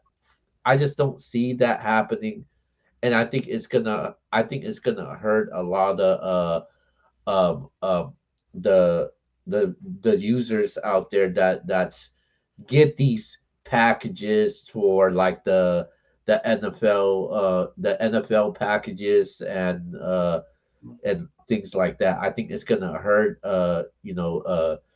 the cable providers also if they get it to Netflix. And people always make that complaint about, oh yeah, that Jake Paul Mike Tyson when they went live, it kind of was messing up. But Raw has been going live every Monday night. They have not have any major issues like that. Not anywhere close to what the NFL would bring. Yeah, that's right. That's the thing where I'm gonna go to next, because the NFL is a major platform, big audience, so you're gonna have a lot of people tuning in, probably as much as the amount of the Jake Paul Mike Tyson fight. I think that's the amount where it's gonna go to. I don't like that move at all, though, man. I'm just so used to getting these morning games on CBS or Fox, and then getting the afternoon games on CBS and Fox again. Then I get my Sunday night games on NBC, and I get my Monday night games on ABC. It's always been like that for me as long as I've been watching football. And it must be dope to wake up on the West Coast, man. They got football as soon as you wake up. Then got it that afternoon, and then at night too, bro. That must be dope, bro. I'll say this about that West Coast schedule because I've been to the West Coast a lot recently. You know what the bad thing about it is? What? The last game is from 5 to 8 Pacific time, right? Dog, there's nothing to watch after 8 o'clock. It's Sports Center for 3 hours going in circles. I Yeah, think the best time frame for an NFL is y'all Central Time. It starts at noon. It still ends at like 10:30, which is great time. You still go to sleep. Eastern is a little later, especially for the NBA West Coast games. It's terrible. It starts at 10:30 here. Right. So I think Central Time's the best frame. I agree because the only thing I can compare it to is when they have those games overseas and they start them out early. But those games are terrible anyway, so I never watch them. I just look up my fantasy. If I had somebody in my league on my team playing, I'm like, damn, he got 6 points already. How? I still watch it, but I wouldn't watch it on the West Coast. 6 a.m. for a Giants Panthers game? Hell no. Nah. Oh, Okay, so I agree with y'all in a sense. I agree with oh, y'all for like 101 us. people tuned in right now. They got what? 101 people tuned in. Go ahead. 101 Shout out to people. everybody tuning in. We definitely appreciate share the broadcast. But I agree with y'all as far as like sports fanatics for sure. But I can tell y'all, I know a lot of my family members, especially younger generation, them fools like, I know some family members that don't have no cable. They simply have Netflix, Hulu, and all the things that y'all said. They literally, that's all they watch, YouTube TV. They don't have no cable at all outside of those subscriptions. So I think that Netflix is trying to cater to those younger generations that's saying, we don't have cable anyway. We don't care about that. We just care about the Netflix app. So I think that's where Netflix is going with. But I agree with y'all in the sense of, to me, you're overcharging people that have the cable, have Netflix, have all these different apps. But at the end of the day, like somebody like C, because see, that's an absurd amount. Like I don't pay that much. And I think that you're gonna have to make it, not say you per se, because you're successful, you have things. But what about the person that don't have all the things that you have? They're gonna have to give up something. They can't have all these subscriptions, have all that cable. So I think that actually could hurt the NFL if they was to make that deal for the average person that can't afford those things. But I think that, like I said, the younger generation, a lot of them don't have cable. They don't care about no cable. They don't care about nothing that's on TV besides Netflix and YouTube. My children, I got cable in every room in my house. And I guarantee I can take my phone right now and walk into each one of their rooms, and I guarantee you they're on TikTok, YouTube, or Netflix. Nothing else. That's I don't even know why I got cable on in their room, because they don't use that at all. Not even a little bit. I took it out my kids' room. Because them little boxes was like $30 more a month. They not watching none of it. Everybody got TVs in their room, and they not ever watching cable. They got smart TVs is one of those apps. If they watch it, I got one daughter. She in her room on her phone with the lights off, no TV on 95% of the time. Mm-hmm. So she's not watching none of it. My other son, if he's not on his PlayStation, he's on his phone. He's not watching TV. And my I didn't find out, my oldest daughter, she's at LSU now, but she decided to tell me when she came home one time that her TV, the Apple TV that she had, I mean not the Fire Stick that she had in her TV, it hadn't worked in a year. She said it ain't worked since like the beginning of my senior year in high school. I said, really? I said, why you ain't tell me? She said, I don't really watch it. I just watch my phone. Exactly. So, you know what I mean? And I just didn't know. Like that's one thing. Like you said, those subscriptions.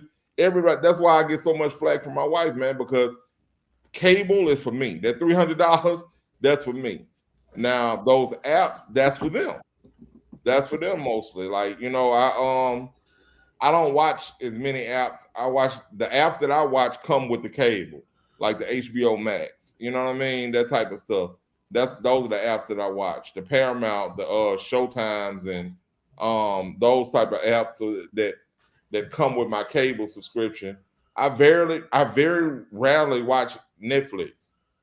I really do. I very, very rarely watch Netflix. I used to watch it a lot more, but I don't know what happened. I don't watch it a lot now. I think Well, I that know what Yeah. happens. Sports is occupying our time, and that's what we're mainly watching. So I'm the and same way in my household. I'm the only one really watching cable. and the Mm-hmm. thing about Netflix is, if they do end up moving to the NFL doing that, with the deal, if they could reach a deal with CBS or Fox, they changed their privacy for the passwords, yeah. because you're only allowed to let people that live in your household with the password. And but if I had Netflix account, and if I wanted to let Yvonne use it, I wouldn't be able to do that. I would, but I would have to pay extra as a Netflix user, and I think that's gonna hurt people also. It's a way around it. You can't have too many people with it. Yeah, they just can't be on at the same time. Right. That's the thing, but you can get around it. Or just I mean, pay extra. And we they'll ask like everything's in my name. So when my kids are log in, like my daughter's at LSU, she hit me up today about the Netflix. Something that she was having problems with her something on there. And they'll send you an alert. The person whose subscription is name is like, are you watching in this area or whatever? And I Yeah. just have to press yes, and they let them do it. Yeah, I just think that we look at. I have a TV in every room in my house. Every room has a TV in there. But I swear they stay off most of the time. They're on their phone. Like I Mhm. said, watching YouTube, Netflix, or TikTok. It's gonna get to the point where really households only have to have a TV in their living room because people are on their phone watching everything nowadays, especially the younger generation. Not me. I watch it on TV. I put on. I'm similar to Yvonne. I literally sit in my chair, and the way my chair is set up, it's like I can see my living room. I put that on red zone, and then in my bedroom, the way my TV's set up, I can see it from where I was sitting at, and I'll put the Saints on. So that's just, and I have my phone in my hand watching my fantasy team. That's literally how I watch on Sundays. Bro, look, when we moved into this house 5 years ago, the first thing I said I wanted a big TV over my fireplace. That's what I went and bought. I spent like $1,500 on the TV, right? Big 70-inch TV. And that TV is primarily on cartoons for when my grandchildren come on. My kids, they'll put on something as they walk around in the living room just to have something on. But I bought it for me to watch football. That's what I wanted. I bought that in a recliner. But mainly, I stay right here in my office that I'm in right now. I got like a little 42-inch TV up right here. And like if y'all see me during the show, I'm constantly looking up here because I got something on, whatever sports on, like that Unrivaled League, which looks like it's better than the WNBA to me. Hey, Hey, hey, nah. hey, hey, hey. I just watched one of those games, and like I do that, and my MacBook is right here. So during football season, I might watch the Saints game in the living room, but to watch Red Zone, they kick me out after the Saints game. They know nothing. No, you're not finna tell me I can't watch the Saints game now. But after the Saints game goes off, I'm relegated to my office or my bedroom to watch Red Zone. And either that, I'm coming over here and working on something on my MacBook. No That's doubt. every day. So you know Well, what I we're gonna mean? put a poll out there. We're gonna make you put a poll out there. Will you pay for Netflix if it goes up to $80 a month? And I know we will, but I'm just saying the average fan. I want to see what they think as far as that's concerned. But sticking with the NFL, we only got 2 topics left. NFL.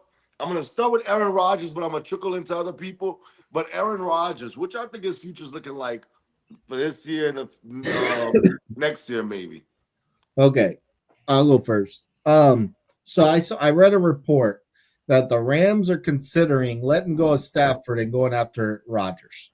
Tell me how the hell that makes sense. Okay, Stafford is younger. He knows the offense. He's won a Super Bowl with that team. Why would you go to Aaron Rodgers? It doesn't. That makes absolutely no sense to me. Then I looked at the odds. The team that's actually favored to get Aaron Rodgers is the Pittsburgh Steelers. I could see that because they're kind of desperate for a quarterback and have been since Big Ben. Looks like Russell Wilson's out of there. Doesn't look like Justin Fields will be back. And then I saw somebody that he might pull a Favre, which was go to the Jets and then go to the Vikings after. I think that the Vikings would be the best fit for him. You play indoors. He knows that division. But does he want to go? Does he want to go play for one of the Packers' biggest rivals ever? Or do the Vikings just not interested in him? They want to move on with J.J. McCarthy and start their future there. I think ultimately it comes down to Aaron Rodgers goes to Pittsburgh or he retires. And I actually think Aaron Rodgers is going to retire.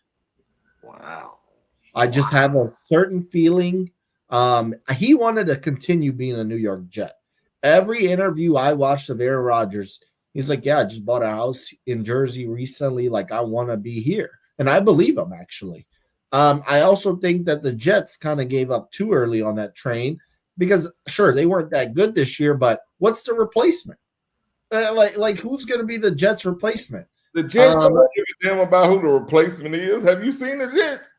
Well, that's the issue with them. I think Aaron Rodgers was a better option than their potential options.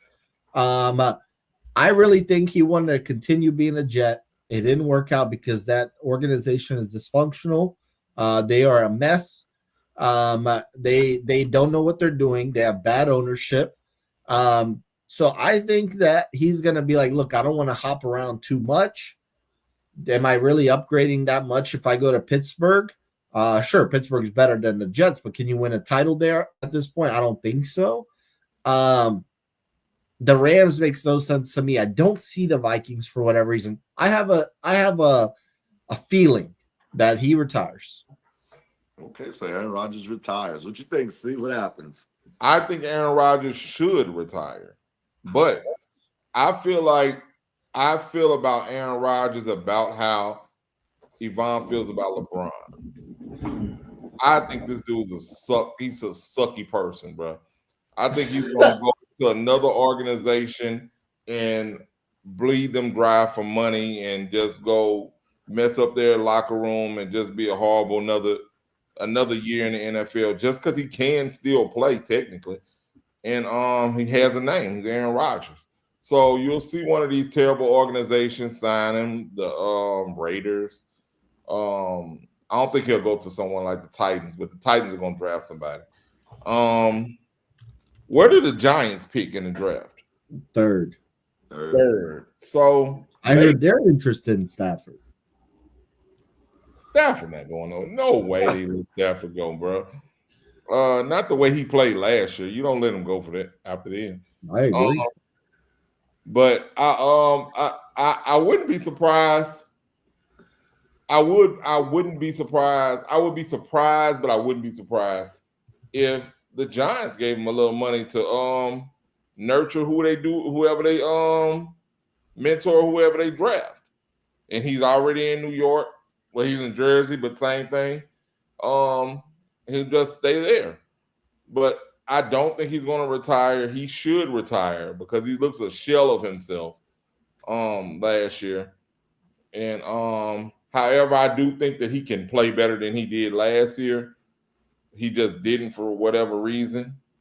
So I don't see him going to a Minnesota. They might as well keep Sam Darnold if they're going to do that. So, I mean, I don't have a exact spot for him to go, but I think he sticks around for another year and ruins somebody else's season and looks bad and decides he wants to send the backup in somewhere else and not go out there and play. So if you had to guess, you'd say Giants. If you had to guess. If I had to guess, I probably would say Raiders, bro. Okay. I don't know why. I would probably say Raiders. But you know who did funny since we mentioned in Pittsburgh? Damn, how his name just slipped my mind. Jacksonville quarterback. Lawrence. But I heard Lawrence. those were fake rumors.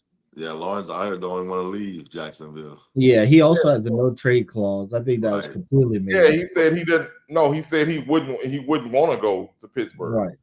Yeah, that's why I heard he said. I'm like, that's crazy. Number one, I would be on the first thing the hell out of Jacksonville to Pittsburgh if I was him. I would drive to Pittsburgh if they made me drive. I'd drive to Pittsburgh. But him saying that he didn't want to leave Jacksonville, that's not surprising to me because most people, he's a Southern boy. He doesn't want to leave the South, and it's probably cool being in Jacksonville. He'll have a lot more expectations if he went to Pittsburgh, but I would go if you want to win. You would go to Pittsburgh. And one more thing about Aaron Rodgers. Who in here thinks that Aaron Rodgers cares about winning another championship? Exactly. He doesn't give a damn where he plays again next year. If he plays, he'll strictly be paying for money and just because he can. So I think he should retire, but I think he'll play again. I do think he should retire though, but I just don't think it's not in his character to retire like this, to end the note like this. I think he wants to finish career on a high note. Just the way things hasn't been the way he would envision it going the last couple seasons. First season got injured. This past season, there shouldn't be any excuses at all, man. You were healthy. You had all your pieces around you. You end up getting your best buddy Devontae Adams, and it was bad. It was all bad. It was very disappointing. Some of us actually had you in the Super Bowl. Well, except me. But I'm not in the Super Bowl. Don't do that. but as far as Aaron Rodgers goes, I think he will be playing again. Um, I think this upcoming season might possibly be his last season because he's 41 years of age. Um, we're talking about 41 years of age. Normally, there's not many quarterbacks that had in their 40s that could play on the high level. The guy that probably could do it on the high level that did that was some guy named Tom Brady that did that. Brady nearly led the when they won the Super Bowl with the Bucks. He nearly led uh, all quarterbacks nearly in every category, every statistical category. But guess what? He finished second in the MVP to who? To Aaron Rodgers. That's what exactly happened. Um, guys like Drew Brees.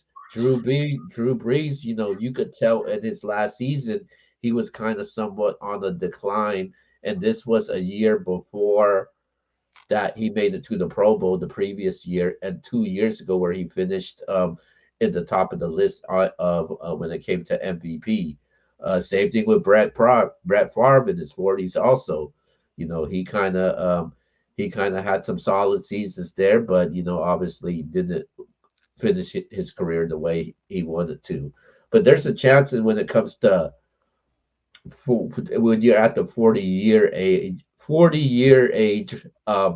that you can actually make it happen. But look at it. Some of the greats that's played that position, um, they normally retire before their 40s. Guys like Matt Ryan, John Elway, Eli Manning, Ben Roethlisberger, Dan Marino, Philip Rivers, guys like that. That normally happens. So I just don't see it. I see it on a different position though. Okay. Where do you think he ends up if he does leave? I mean, if he does play again next year, what do you think he plays? Say that again. If he plays next year, where do you think he ends up playing? Um, if he plays next year, I'm going with the Raiders, man. The Las Vegas Raiders.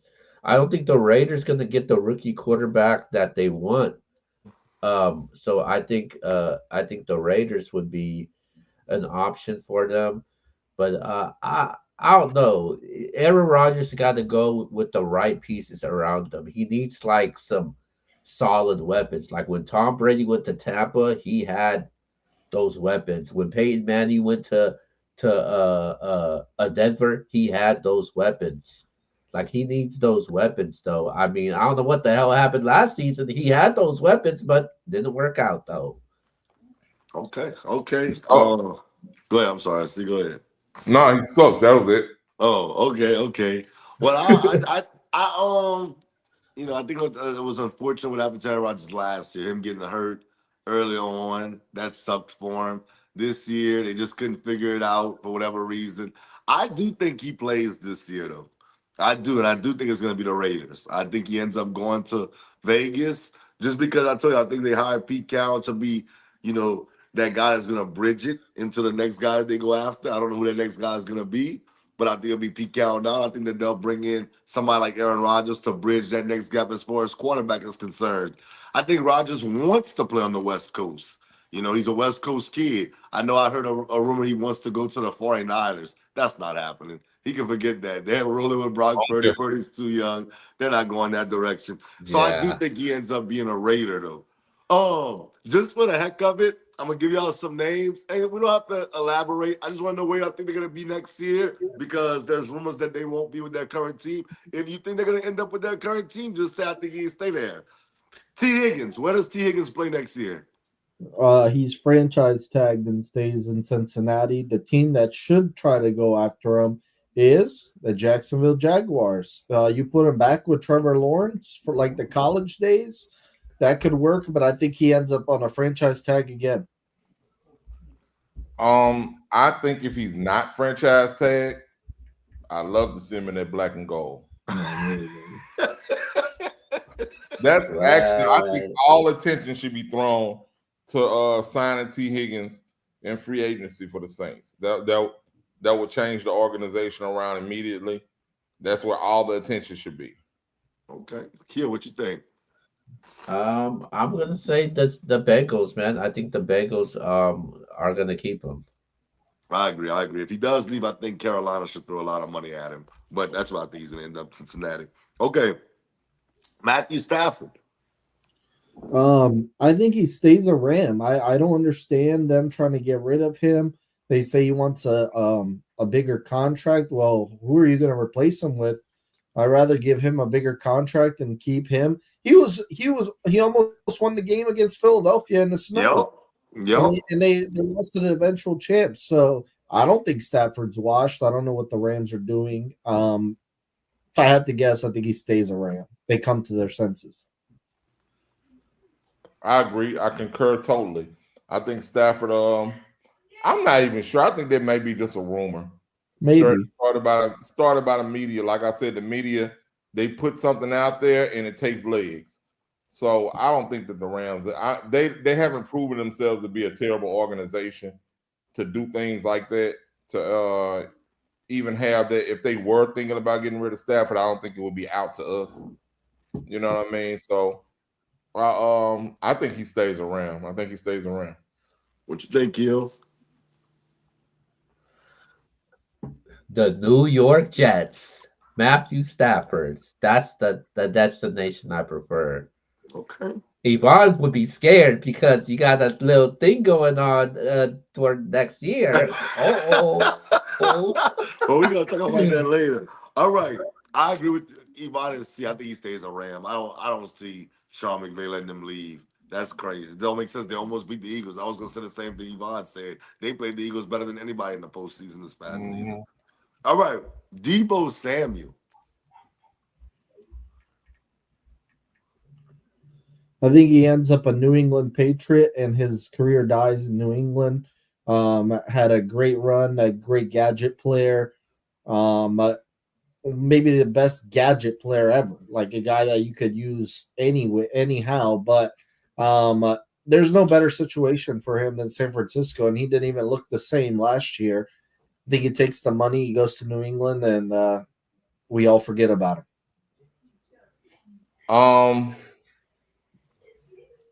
I think he ends up a Las Vegas Raider. Wow. I think he goes to the Raiders. That's like the kind that just seems like the kind of signing they would do.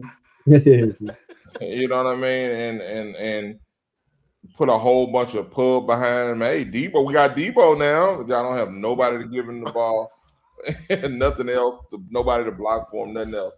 That just seems like, and I think that's where his career goes to die. I think he probably ends up his career with another team a couple years from now. But I think he goes to I think he goes to the Raiders, and a close second, maybe the Chargers. Okay. Keo? Thank you.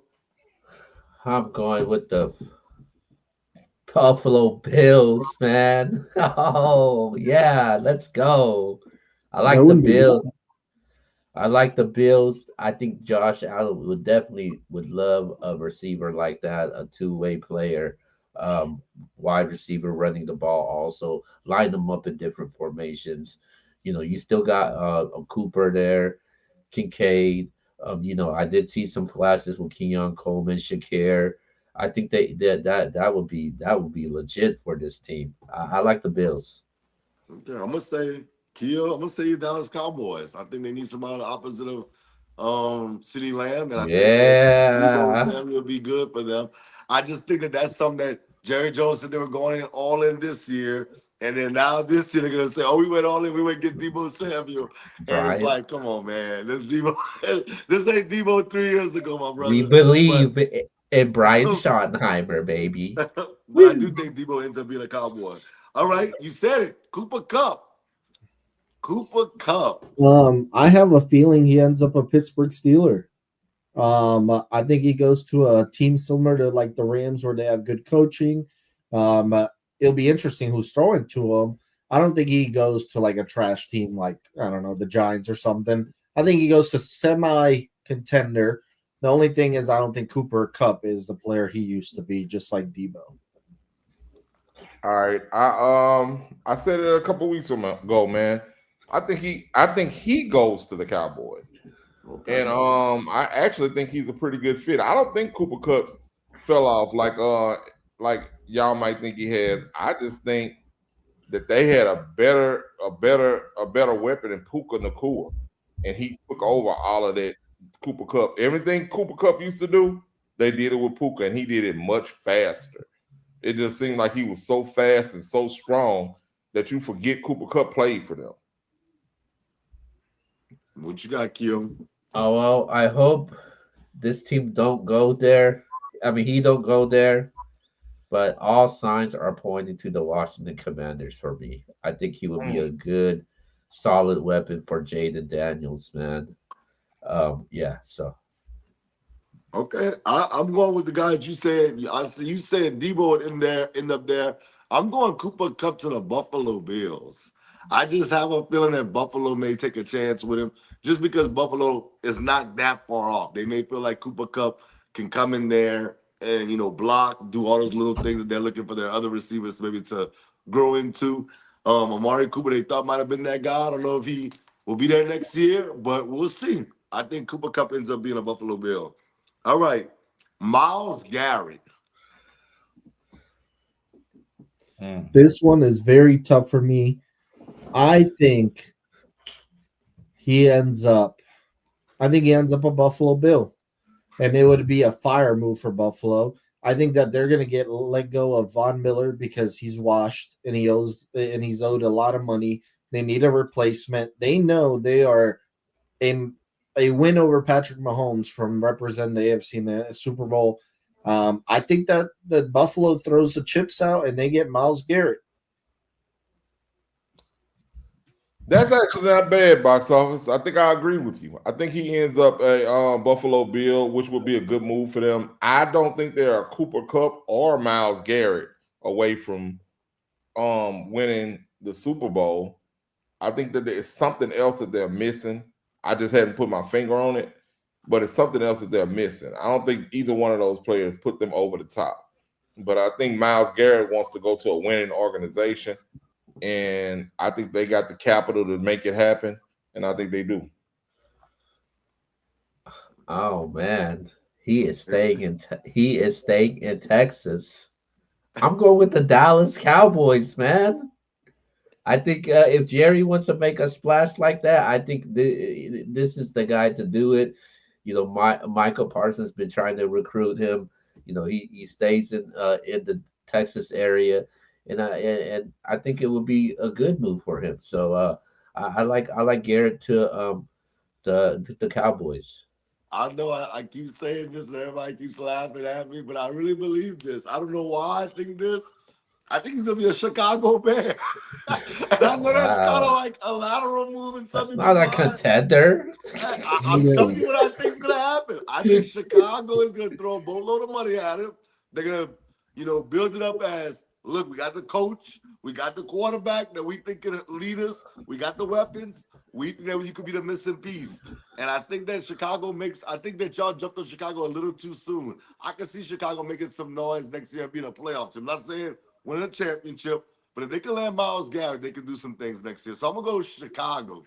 All right, that wraps that up. We'll go to our last topic. Box office, man. I heard this is the one you wanted. All right. March Madness is almost here, y'all. March Madness is almost here. I just want y'all to give me a handful of teams that y'all think are true contenders to win the entire thing, win the national championship this year. Give us 5 teams that you think can win. And I know you can go 1 through 5 as far as the current rankings, but who you really think is going to win the national championship? We don't have the brackets, I understand, but just based off the stuff that you watch, you think those teams have a chance to win the national championship? Okay, I'm gonna say who I need to say, and then I'm gonna log off because I'm feeling like crap over here. But number one team to me is Auburn. Auburn has a bunch of transfers, and they're an older team. They only have 2 losses all year. I just watched them against Alabama again. Broom, it has been a stud. He's averaging 18 and 11. I also like Bruce Pearl. So I was surprised to realize he's been at Auburn longer than Tennessee now. I don't know why I felt like he hasn't, but he has. I just think that they have an older team, and I trust older teams in the tournament. The team that lost to Auburn, or the team that Auburn beat, is Alabama. Alabama was in the Final Four last year. They got Mark Sears back. They got Grant Nelson back. No shame in losing to Auburn. They've been a great team all year, and they have 4 losses, so they'll probably be a 1 or 2 seed. I think Alabama could be scary, and plus that tournament experience from last year really helps. Number 3, it's got to be Duke. Cooper Flag has lived up to the hype. John Shire has to get one eventually. They might be due for it this year. Cooper Flag averaging 28 and 4. He's lived up to the hype. I like the way he plays. He looks aggressive every big game.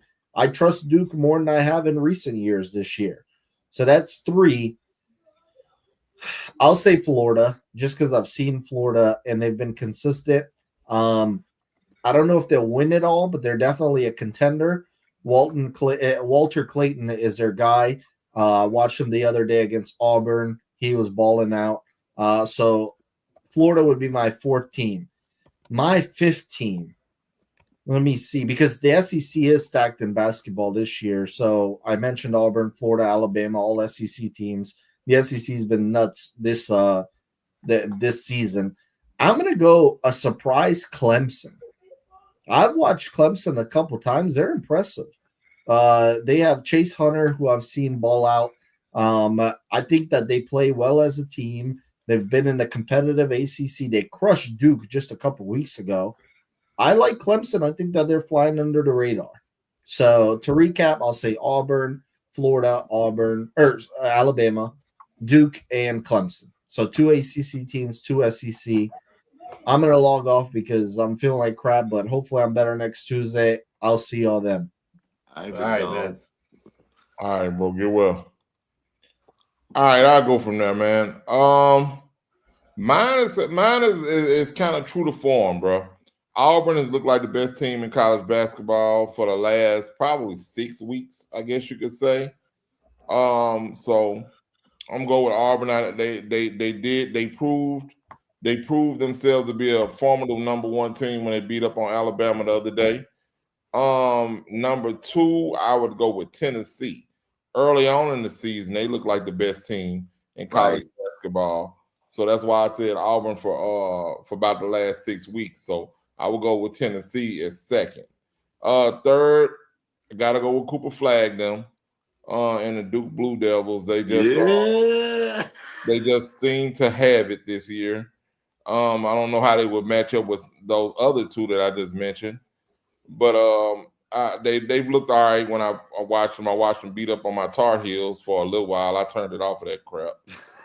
Uh, four, I would go with Alabama. Alabama, they made the Final Four last year, correct? Yep. Yeah. Yeah. So they have the experience with they returned like what 2, 3 starters. hmm Yeah. So they had the Well, experience. Nelson and Sears came back from that, and that's they studs. Yeah. So I mean, so I would have them in there, definitely in my top five. And I've been debating, but I'm gonna go with Florida over Houston for my fifth spot. I've seen Houston look good, and I've seen Florida look good as well. But I think I've seen Florida. I forgot what game that was that I saw Florida, and I was like, okay, well, Florida is pretty good. They I guess it was the Tennessee game. Yeah, he got blown out. Yeah, the Tennessee game. I was like, yeah, bro. The first one. Oh yeah, that one they handled their business. Yeah, the first one is when I was like, all right, they're pretty good this year. But then, like I said, like you said, I seen them look pretty bad in the second one.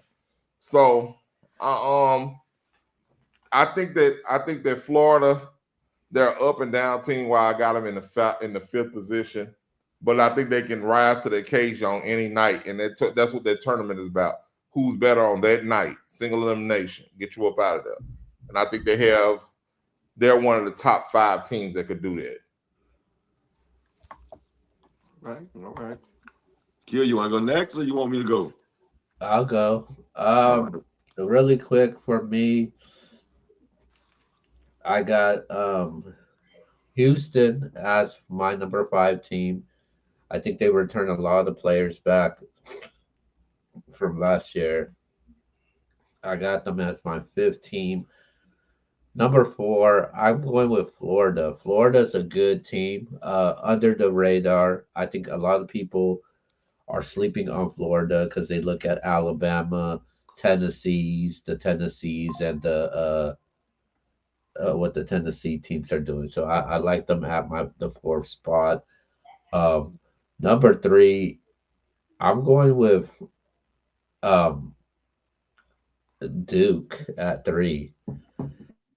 They got the firepower to do it. They got the depth to do it. But the one thing about Duke, man, they're always gonna disappoint you in these Wow, watch your tournaments. mouth. Watch your It's mouth. like they're like the freaking New York. They're like they're what? Hey, they're like the freaking New York Yankees. We pick them every year to go there, but guess what? Either they don't make it and they don't get it done. And that's the same thing with the Duke Blue Devils. They are a favorite, but I would not be surprised if this team gets knocked out, maybe like in the Sweet 16 or something. Yeah. Number two, I like Alabama. Alabama is a loaded team. Sears, this dude could score on a high rate. You see what he did this past week, and I got him at number two. And number one, I think this is the most consistent, the best team in the country, and that's the Auburn Tigers, man. They got one of the best players in the nation, Johnny Broom. This dude could ball, man. I think he's going to be one of the top picks in this year's NBA draft. So those are my top five favorites. for for this year's tournament. All right, my bad, y'all. My light went out. I'm trying to get it back on. I don't know what's going on with it, but I'll give y'all my top five real quick. I agree with a lot of what y'all said. I'm gonna throw a dark horse in there just because I really believe this team. I think people are sleeping on this team, and that's St. John's, led by Rick What? Pitino. I'm telling y'all, man. Listen, UConn won it last year. UConn's been dominant in the tournament these last few years. St. John's has dominated that league this year, the Big East, and led by Rick Pitino, Kaderi Richmond, R.J. Lewis, and them boys. I think St. John's might make some noise in the tournament, so I'm gonna put them at 5. At 4, I'm with C. I like Tennessee a lot, bro. I think Tennessee's gonna be tough. I'm big on coaching in the tournament. Rick Barnes, he got Zingler and Lanier. I think Tennessee can make some noise. They blew Florida out after losing to Florida big. They came back and beat Florida big. To me, that says something. You got beat by them, but then you didn't, keep your head down. You came through. You beat them the next time around. So I like Tennessee as well. Number 3, I like Duke. Duke, my concern about Duke is they're young, and John Shire is still not an elite coach. It's not no disrespect to him. It just is what it is. He recruits well because it's Duke, I believe, but he has to get it in the tournament. He has to do it in the tournament with all the talent that he has. So I'm gonna put Duke at number 3. At number 2 and 1, I'm with you guys. I think it's pretty simple. Oh, one more thing about Duke. Duke did beat Auburn earlier this year. So, that says a lot about Duke to me. Duke has the talent to beat anybody in the tournament. It's just, can they do it when the chips are down, when it matters most? I like that about Duke, though. They did beat Auburn. Number 2 and 1 is both two teams from the state of Alabama. I got Alabama and Auburn. Listen, that was a heavyweight fight the other day. Um, Alabama, man. Nate Oates, their head coach. He's a really good coach. Last year what Grant Nelson did in the tournament was phenomenal. They have the experience. Sears is a straight up bucket. So I think that Alabama's going to be a problem in the tournament. They could win the whole thing. And then everything y'all said, Bruce Pearl at Auburn, man. Um, Broom, he's been going crazy. So Auburn for sure is a heavy hitter. I don't have no problem with anybody saying Florida. Florida's a really good team. When I look at them, I just think if you ask me who I was betting on if they played one of these teams, even St. John's, I think I would take St. John's. I know people might think I'm wilding, Ooh. but I think St. John's is slept on. They're number 10 in the country, but don't sleep on them. I'm telling you, they coming. They All coming. I right. like Rick Uh, Pitino. all right. What about for the women's, man? Who you got? Ooh, the women's is so tough as far as 5 because I think there's like maybe 6 teams that could win the national championship. Me and Keo talked about this. I think the front runner is Notre Dame.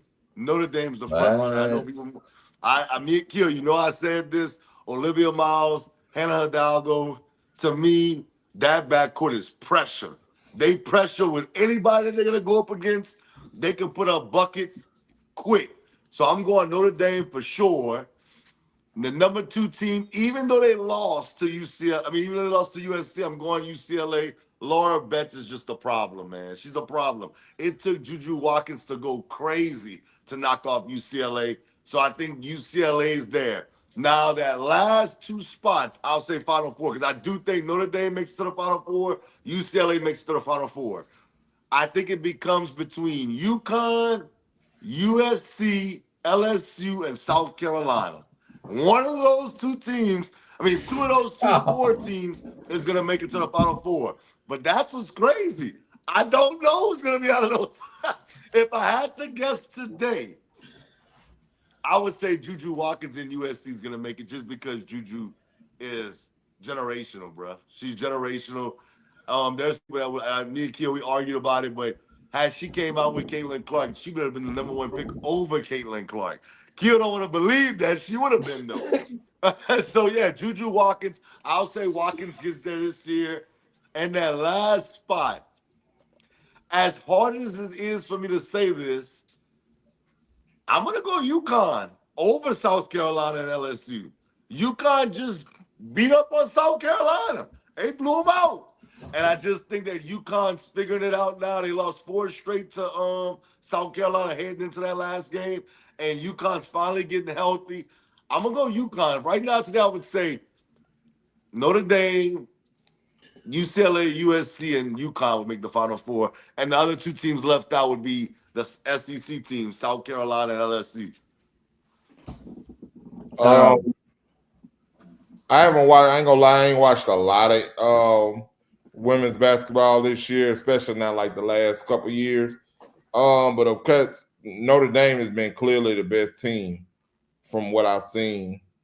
Um, and of course, you got UCLA. They've been balling. Of course, my light comes on after. Yeah. I mean, you got Notre Dame, UCLA. They've been balling. USC. They. I think that they're right there because they have the best player. You have the best player, you got the best shot to me. All right, and she has a little help over there. I forgot the other girl's name over there at USC. Yep, Afrin, yep. Yeah, Ifrin. Ifrin, yeah. She's leading them in field goal percentage. I know that. So she's a bucket as well. But I'm not gonna be a homer here and go with LSU, even though I just think it's gonna be something about that tournament that they're gonna push their way through to be they'll definitely be a Sweet 16 team, maybe even Elite 8. It just matters. It just depends on how the brackets How the fall. brackets set up, yeah. I think LSU would give Notre Dame trouble. Just the Just way the team style is of built. play. Yeah. And I didn't like seeing LSU lose to Texas though. Yeah, they had double-digit lead and they lost that game. I didn't like to see that. And Texas is ranked number 2 now? Yeah, Texas is tough too. I'm not gonna lie. Yeah. But if I had to pick in a Elite 8 matchup, I don't think they beat any of those teams that I just named.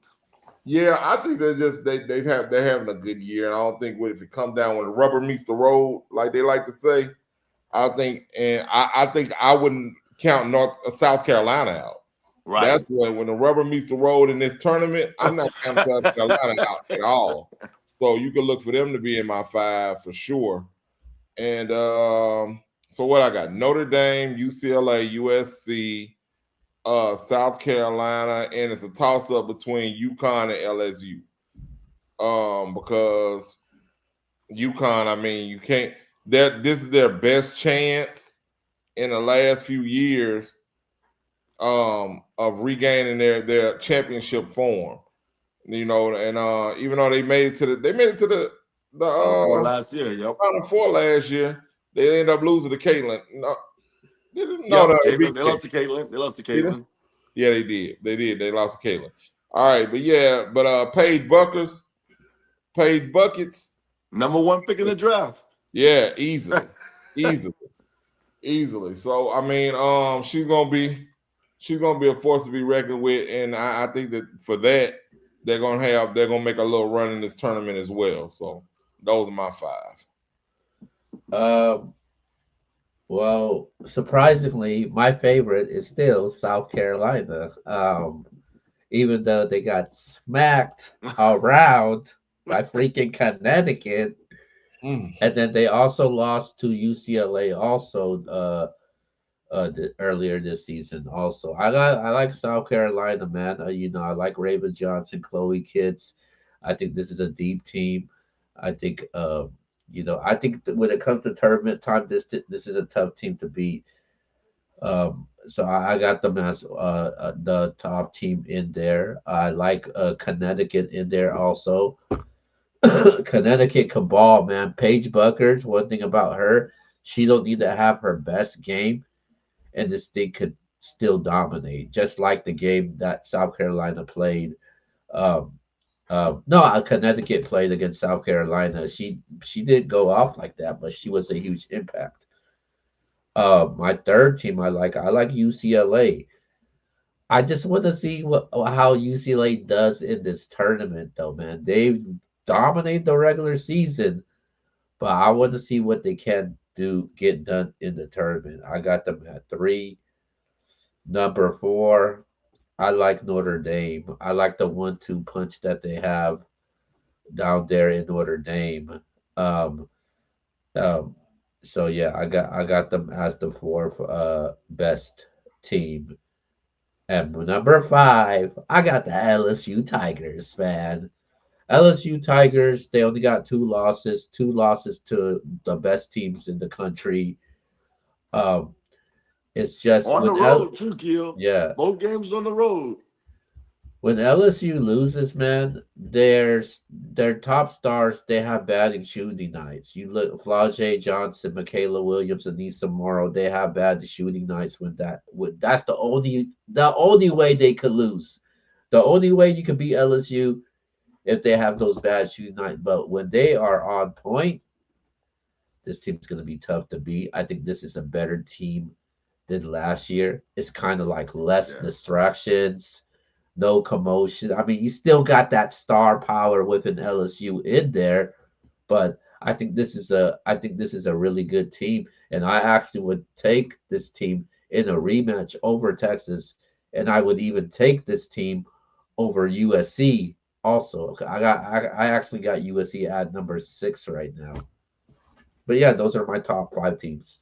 I know one thing. Flau'jae gonna need to I don't want him to break up, but she gonna have to stop focus so much on Chris Hilton. Come on, man. Shout out to What? Chris Hilton, man. Because it's affecting her. Yeah, He Valentine's Day's over, man. Yeah, bro. It's I think see that's the same thing that happened with Angel Reese with her boyfriend last year or whatever. They was like focused on them boys. You focused on them that court. You focused on that court. But I can't say she still Right. looks good. And us at 21, what we both Yeah. Oh, at 21? Oh. And at 21 with as much money as she got. Right. One thing about LSU, though, when it comes to this team, the difference between this team, their depth is not that deep. They rely a lot on their starters, man, because that big three that they have, they're averaging over freaking 35 minutes a game. Yep. I think that's the thing that could hurt them. Also, they need other players to step up when it counts. Yeah. Mulkey needs to play Jada Richard more for sure. Yeah. How many years you think Marky got left? Oh, she can whenever she's ready to lead, she's gonna lead. Yeah, she's They like ain't the gonna let her go. second highest paid coach in the Yeah, no, she sport. ain't going nowhere, bro. She's recruiting well right now. They're gonna be loaded again next year. She's not going nowhere, bro. I'm saying, how long do you think she feels like coaching still? I give it think about I 5 think more years. I still think she has that fire in her. You can see on the sideline, she just got that fire in her. So I don't think she's going nowhere. I think it's because LSU has been so good lately, and that's why. I think once it starts tapering down, like I said, I give it about 5 more years before when we start coming back down to a normal team. I think she unless it stays high. Unless we stay high. And I hope so, because she's been recruiting well, like you said. Every time I get that updates on Facebook, she got another kid with their little LSU photo shoots that be dope as hell. That's a top 5 in their class signed on. So I'm looking forward to it. But I just know that her age and the way she likes to coach, she's very fiery. And I don't know how long she can keep that up. No doubt. Well, y'all, that's the show for tonight. I'll be back on next week to bust y'all boys up, man. Pause. But let's get to these shout outs. I'll go first. Shout out to Keo, man. I hope you're doing well, man. I hope you get through whatever, the whole little incident that happened. Definitely, I know you hit C up, let him know. But shout out to C, man. Hey, C. We cleared up some cabin space, my friend. We cleared up some cabin space. Yeah. I'm gonna have to holler at you in a few, maybe some things could, we can start somewhere and then work somewhere else, Just gotta start somewhere, brother. Hey man, we'll see, bro. And then of course, shout out to Mr. Box Office. I hope he gets better, man. Everybody is part of the MBS brand that you guys don't get to see on here. week in and week out. We definitely appreciate each and every one of them, from everybody that's in the MBS group chat to my main man Jay Franchise, who I thought was gonna make an appearance tonight.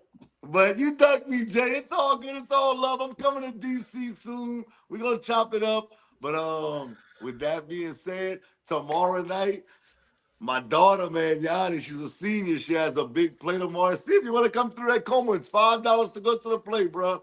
Okay. It's at Como tomorrow night. Tomorrow, Thursday, I think Friday, maybe even Saturday. But it's $5 to go to the play. She's one of the lead actors in it, so I'm excited about that. And shout out to my other daughter, Olivia, who's gonna be in the Black History play at our school. So my little girls doing their thing. Yeah. Black History Month. Over there getting it in like they supposed to. They tried. Them try girls. And then, of course, shout out to Sky, Tremere, and Titan and Keisha. Don't want to shout them all out, and then I shout out my other family members. Love y'all. I'm using C's little thing. I shout out my whole family, man. I'm still in your little swag. Hey, man. Hey, bro, your list getting long like mine, my brother. But I'll be back on next week to holler at y'all boys. Boy, I'm out.